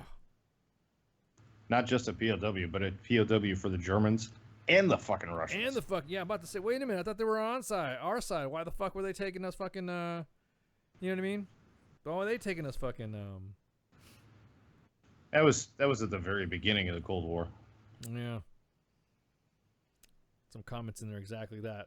Goes to show that, you want to know about the real war, go to the oldest barber on post and then fucking have them give you a haircut. Usually it's the old timers, man, that fucking talk about it. Oh yeah. And they'll freaking, they'll hang out. This dude, rest in peace, buddy. You've definitely earned your place. Definitely earned your place in the halls, man. That is 95 years old, man. God, I hope I live that long. I don't know. Thanks. No, I was talking Fuck you. Me personally, not you. I'm about to say, damn, bro. I don't know, Ice. You're fucked. That's not what I meant, man. Right, dick. That's not what I fucking. Oh, I'm just fucking with you, man. I know what you're saying. Did I trigger you? Did I assume your age? Yeah, ageists. Stop aging me. No, I mean it's one of those things that nobody likes to talk about. But when you find your peace, man, you've lived your life. I'm gonna live forever. I'm haunting motherfuckers, man. No, me personally, I don't know if I want to live to be 95, 98. Well, I don't know. I don't know. We'll see. We'll see how life goes. My grandfather, we always knew how old he was because he was like 1 year off of the current year. So when he died in 1997, he was 96, I think. Yeah. So he was 1,996 years old. Old. Yeah. Well, not the current time, but he was of the current, century. So he's old dude. Lived a hard life, but he had an old. And he even said, "Man, when I go, I'm tired. I'm gonna go." So, but also we posted up. Somebody left the radio in the middle of the desert. Somebody's losing their job. Yeah, and of course, the 101st Airborne Division has got morale through the freaking roof because there was somebody who painted some dick pics and said "fuck you" retention all over the place. Man, that's pretty fucked up, dude. Well, if you're gonna go, yep, go big. You're gonna go big, exactly. There's some good points in there that anytime you realize that you can leave when you want, you're an adult, make an adult decision. And then that's it. But I guess the company and the 101st, I don't know, man. 101st, I guess they utilize the green weenie a lot. Well, somebody's got to keep it in practice and use. Yeah, exactly. So I'm just kind of saying, well, dude, fucking got to be careful. And of course, make sure when you sell your video games that you don't have your Bang Black Asses Volume 8 in between your PS4 games. That way you don't accidentally sell something you shouldn't be selling. Well, I don't know. Maybe you should sell it, I guess, if you want to trade it up. So, but yeah, let's talk. Oh man, dude, the pinup for bets. Woo woo woo. If you did not have your camera on, if you did not have your freaking Facebook Live up watching, did you see them last night? Did you check them out? I did not. I was doing homework. Oh man, dude. I had to study for a chemistry test today. Chemistry test. Yep. Yep. Those are some fine young ladies. I'm sorry I missed it. I'm waiting for the podcast to go up so I can watch them. Yeah, it's up. It's already up. You go to a WTF Nation Radio at facebook.com/WTFNR, and then you'll see the ladies talking to Minx. Woo! Yeah. Yeah, exactly. The official Green Weenie. I love it. But yeah, it's darn. Oh, and happy birthday, First Cav. It's our birthday? Shit. The first team's birthday? Holy crap. First team's birthday, lifetime member of the 1st Cavalry Division Association, this guy here. Yeah, when I was stationed at Fort Hood, they tried to get me to do that crap, and I'm like, I'm not doing that. It was like $10. I haven't really found a benefit, but I am a lifetime member of the 1st Cavalry Division Association. Yeah. Whatever. Don't get me wrong. I wouldn't mind. Does the 1st Armor Division have one? Because they're a good unit. I had a good time with them. Is that like tank on tank crime when you're first cav and I'm first armored and we don't talk about that? Is that we don't meet in the middle or some shit like that? Well, we're a little armor guys are a little upset that the 2nd and 3rd went away. Oh my god, I know, man.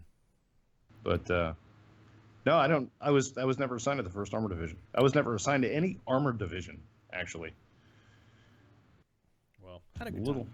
Little butthurt about that. I served with Sergeant Major Davenport, Sergeant Major of the Army Preston, when he was in the 1st Armored Division too. So, great experience. Like I said, I didn't think I was gonna tanks. Anybody want some tanks? Tanks. Shut up, Cabman. Shut up, exactly. Fuck off, Cabman. Cabman's gonna have to make an appearance. Yeah, he's gonna show up fucking downrange from my my buddy's house. He's related to the U.S. Marine Corps guy, the guy that's in the that little fucking. He looks like that sort of. He's like, whatever. He kind of reminds me of that. So no, because the 1st Armored Division was a good. Like I said, it was a good unit. I had a good experience with the 1st Armored Division. I had a good experience in the 1st Cav too when I was there too. I was out at the airfield though, at Robert Gray Army Airfield in Fort Hood. So I didn't mind it at all. It wasn't bad at all. Didn't have no complaints. The fucking patch was the death patch and shit. Because if you sewed it on your greens, and then you went to another unit, you had this dark shadow of the fucking. You had to buy a whole new jacket. Yep, you had to buy a whole new fucking jacket because of that fucking bullshit. Because no other patch was going to cover up that fucking seam. No, exactly. I think. Oh shit! I am neglectful in my duties. Hang on, let me get the. We got some stuff. So tomorrow, check this out. Tomorrow we're gonna have 2 special guests. We're gonna have OPSEC Monkey is gonna come on tomorrow. OPSEC Monkey is gonna talk about. If you guys don't know, he is part of the WTF Nation Cyber Division, and he is the one that periodically comes by and gives us the ins and the outs and the tips and the touts about what's going on in the cyber world to help protect us and our shit when it has to do with computers. Because he tells me all the time, Ice, I can see you. Stop. You need to freaking lock down your shit and all that. I'm like, oh, well, how do I do that? And him and Red Leg laugh at me because I'm not very computer savvy. But he's going to come on with Operation Code. Conrad Holloman from Operation Code.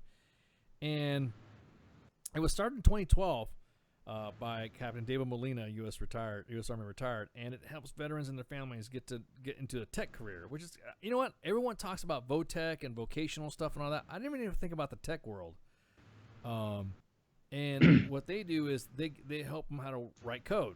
So they work directly with senators and congressmen to allow vets to totally fucking use their fucking GI Bills on their coding boot camps, which I think is fucking awesome. Because that way, if you can only do it for a few weeks and you get a fucking certification, you know what I mean? It pays for it, and that's it. You can use your GI Bill. Aside from the work on the Hill, they offer many services to the military community, and they're continuing expanding their offerings as much as possible. Their staff works tirelessly to provide mentorship to all the veterans interested in learning about various tech careers. So, to include software engineers, fucking product product managers and system architects, security engineers, various other IT professionals, and whatever freaking O1s and O1s and O1s and 0101s, whatever. They also have a hardware loan program to help veterans in need of a laptop. So go to fucking operationcode.org, all one word, operationcode.org, and then go on there and check them out. So tomorrow when Conrad comes on there with OPSEC Monkey, you're going to have to like fucking take the blue pill or some shit so that way you can understand what the hell they're saying, because they'll be speaking in zeros and ones and CEHs and tech H's and IT's, M plus, security plus, butt plus, whatever. I don't speak HTML, bro. Yeah, exactly. Do you even Java, bro? No idea what any of that shit means. So it's one of those things to where if you really are interested in that stuff, again, I am not a geekoid. So while tomorrow's show is going, I'll probably be playing Xbox. So the guys that help build my Xbox and make my games will probably be the ones that will be talking about tomorrow. I should be paying attention. And then I'll get told to lock down my phone because they could see me again. But yeah, one of the things that you don't want to mess around with when it comes to that stuff is cybersecurity. And OPSEC Monkey, who's been a guest on before, talking about some of the stuff and some of the secrets that you can, not secrets, but just simple stuff that you don't realize can help you with locking down your computer systems and locking down your hell, just something on your phone, shit that can get picked up off of your phone, shit that can be grabbed, which I didn't know this either. So he kind of helped me out, like when you are on Facebook and what you could, what you can allow and not allow, just all the little fucking tricks of the trade. So that way, you have algorithms not doing it. I thought it was bullshit when he tried to say, hey, ICE, make sure this, and this, when he came on the show one time. I'm like, yeah, okay, whatever. So I allowed access to one thing, and the next thing you know, I was talking in front of my phone about something, about weapons and shit like that. And then I don't know, something picked it up. I don't know, maybe my phone was spying on me, but the next thing you know, I started looking at my Facebook feed, and I was looking at all these Mossberg, Bushmaster, fucking H&K rifles and stuff like that. I'm like, you gotta be fucking kidding me. Wait, motherfucker was right. Shit. Damn. Okay. That's fucking creepy. You're telling me that Facebook is listening? Yes. Yes. Yeah, so, like right now, if you're next to your house, if you have one of those things, if you say, Alexa, order pizza. Oh, I refuse to get one of those things. Yeah. I absolutely refuse. Yep. So, if you say, what's the other one? Cortana, record that. And the next thing you know, you say Cortana in front of any type of fucking thing that's got like an Xbox or something like that, it goes ape shit. So when you are talking, when you're speaking of your, whatever, and you have your phone on set to certain ways, Apple, Facebook, all these guys that are working together don't tell you because they want to market your ass, which I don't care. I mean, I got nothing to fucking hide. I'm not talking to ISIS or anything like that, so I don't give a shit. But I'll say, hey, whatever, I'm going to look at this. Oh, there's a weapon in here that I'm looking at. The next thing you know, oh, it's got a weapon. Oh, okay, cool. What kind of weapon is that? And I'm thinking, wait a minute. I was talking about it. I was talking about it. No, I was not. I didn't look it up. I didn't research it. I didn't do anything. So, yeah, lock your shit down. But you're going to be... You're going to be given some advice, and OPSEC Monkey's advice has always been sound. That would explain why I'm seeing so many more bicycle ads lately. Yes. Apps and new bikes and all that. Yep, it follows your trade, whatever. Even if you just talk about it, or if you just look at it once, it'll go and freaking that's it. And it's just fucking fascinating that people freaking that's really happening. Like that really fucking happens.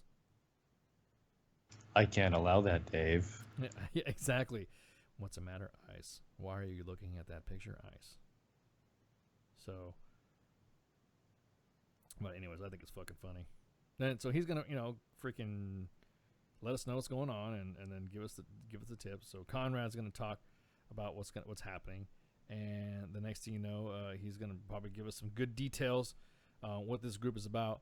I actually think it's kind of fascinating because that's one thing a lot of us vets are not really used to is working on the Alexa, order fucking Alexa, Operation Code. Alexa, look up Operation Code. Somebody's saying if you say that and Alexa hears it, or Cortana, look up Operation Code. That'll say it. I guess South Park did it last night. They trolled everybody's fucking shit on the last night's episode. Did they? Yeah, so they were doing a lot of Cortana do this or Alexa do that. So, yeah. Oh, that's fucking hilarious. Yeah, it is, man. I'm just like, really? They fucking really do that? Shit. And again, I didn't know until, OPSEC mugging. So he's going to come on there, and then Conrad's going to come on there for Operation Code.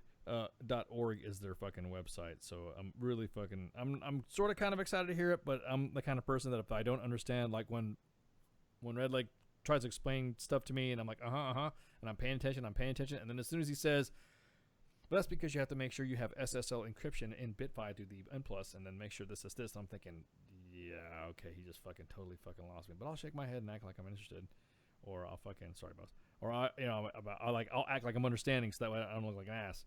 And then I'll fiddle fuck through it. When I was having my problem with my sound, and we were going through it, and he was sick, he's like, "Hey, I'm sick." And I go, "Shit."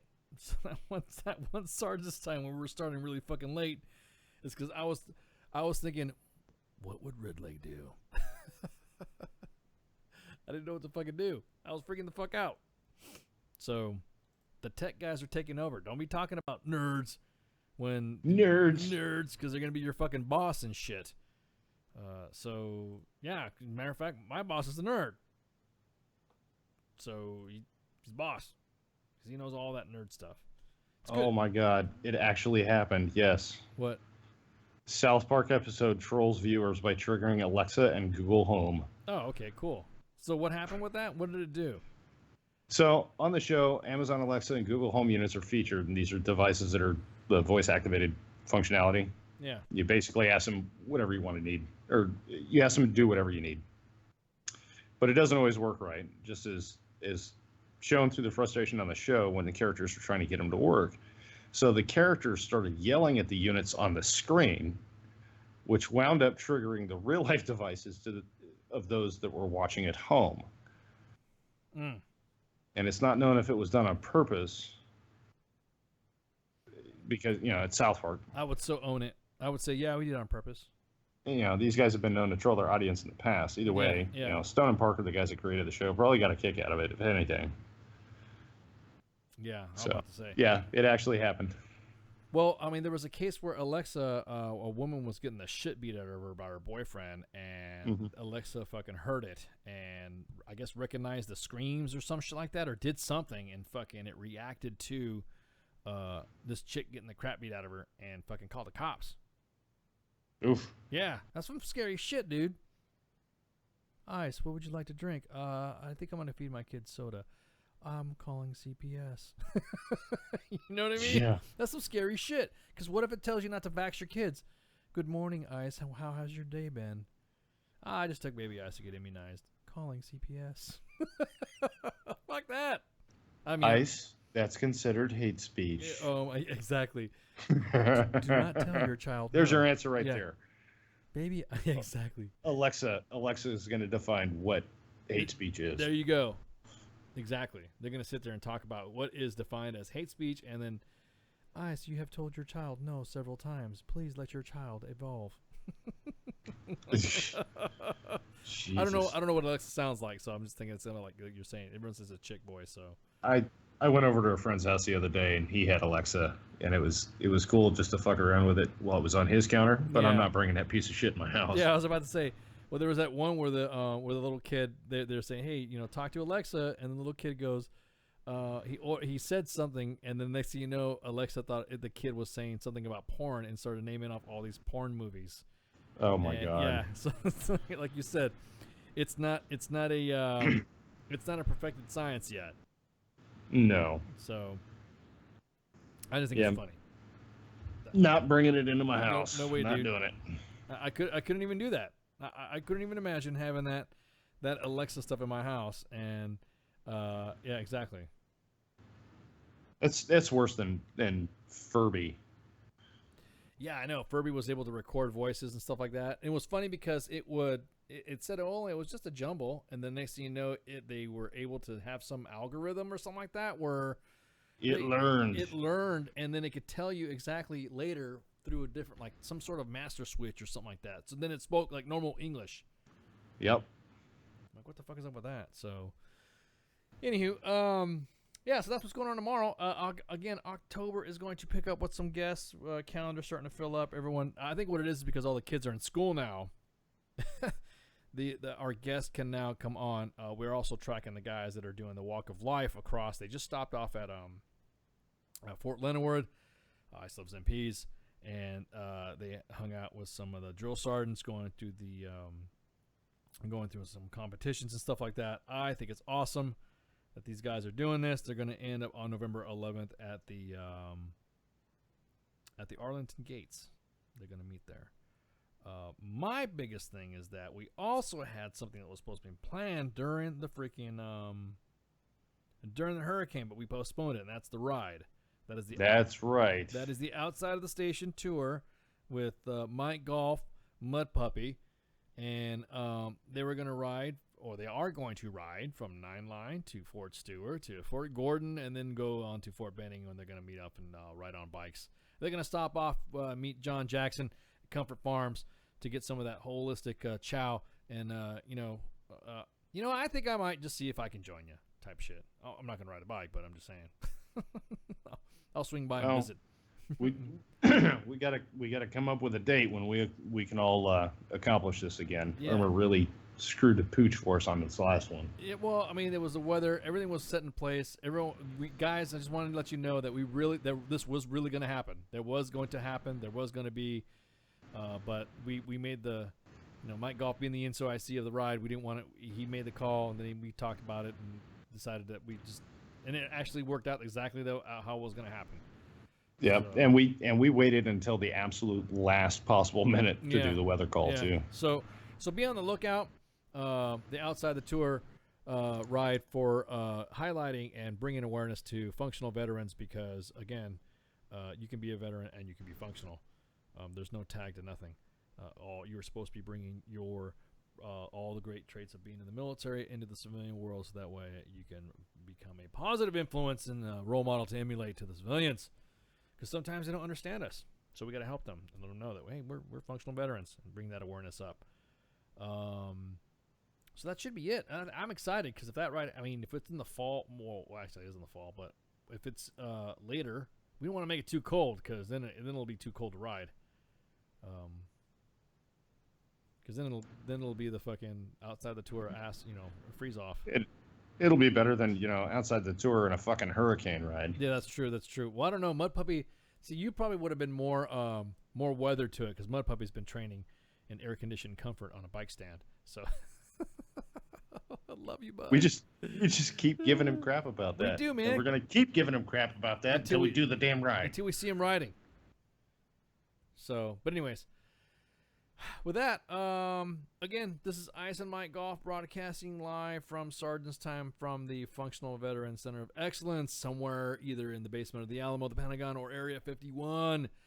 To look for another broadcast location coming up too. You never know what's going to happen. Like I said, October is going to be pretty busy.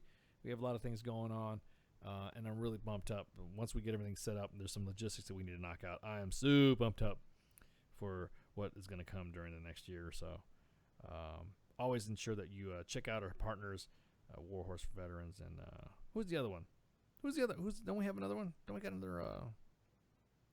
I feel so bad. No, you're putting me on the spot. We do have another one, and I can't remember who it is. Bad host. Hang on. Let me move on over my list of people I love. Hang on. Our favorite people. So it's Project Overwatch. So it's War Horses for Veterans Foundation and Project Overwatch. Both great groups. Check them out on our Facebook page at facebook.com/WTFNR. And then, of course, you can always catch any of the podcasts, any of the shows that we played. Like tonight, it's going to get loaded up and it's going to be tweeted out on WTFNationRadio.com. Join us on Mixer. Also on iTunes. So now you can get these podcasts and shits on iTunes. Yes, we have gotten famous. iTunes. Just don't. We're iTunes famous, bro. We're exactly. And YouTube, Periscope, and all the assorted other platforms. And, of course, Mud Puppies is breaking balls now. Yeah, I saw that. Why, yes, we are assholes. But anyways, guys, thanks for joining us, and we'll see you. We'll see you on the flip side tomorrow again. Operation Code and OPSEC Monkey. Shouts. ICBM shots. Shouts. This station is now the ultimate power in the universe. I suggest we use it. The voice of U.S. Army, WTF Moments. This is WTF Nation Radio. I find your lack of faith disturbing. Everything stated on WTF Nation Radio is to be considered the opinion of the person that stated it, and not an official representation of WTF Nation Radio or U.S. Army WTF Moments. Price does not include tax, title, or license. Some assembly required. Each item sold separately. Batteries not included. Objects in mirror are closer than they appear. If conditions persist, contact a physician. Individual results may vary. Keep out of the reach of children. Avoid prolonged exposure to direct sunlight. Keep in a cool, dark place. And please enjoy the show. Shots. And on the cool check-in, center stage on the mic, and we putting it on wax. It's the new style.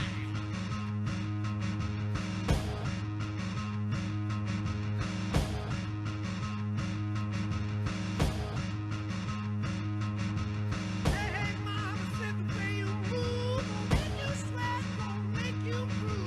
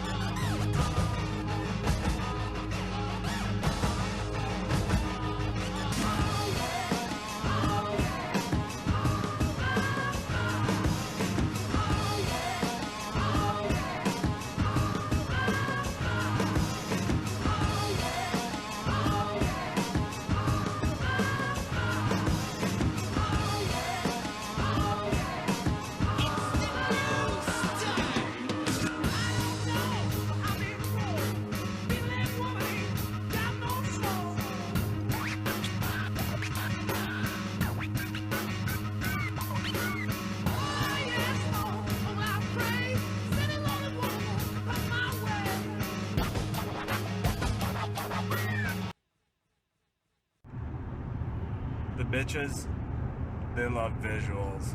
This is WTF Nation Radio. I look around this room and I see nothing but untapped potential. The voice of U.S. Army, WTF Moments. This is WTF Nation Radio. You have potential. You have. Oh boy.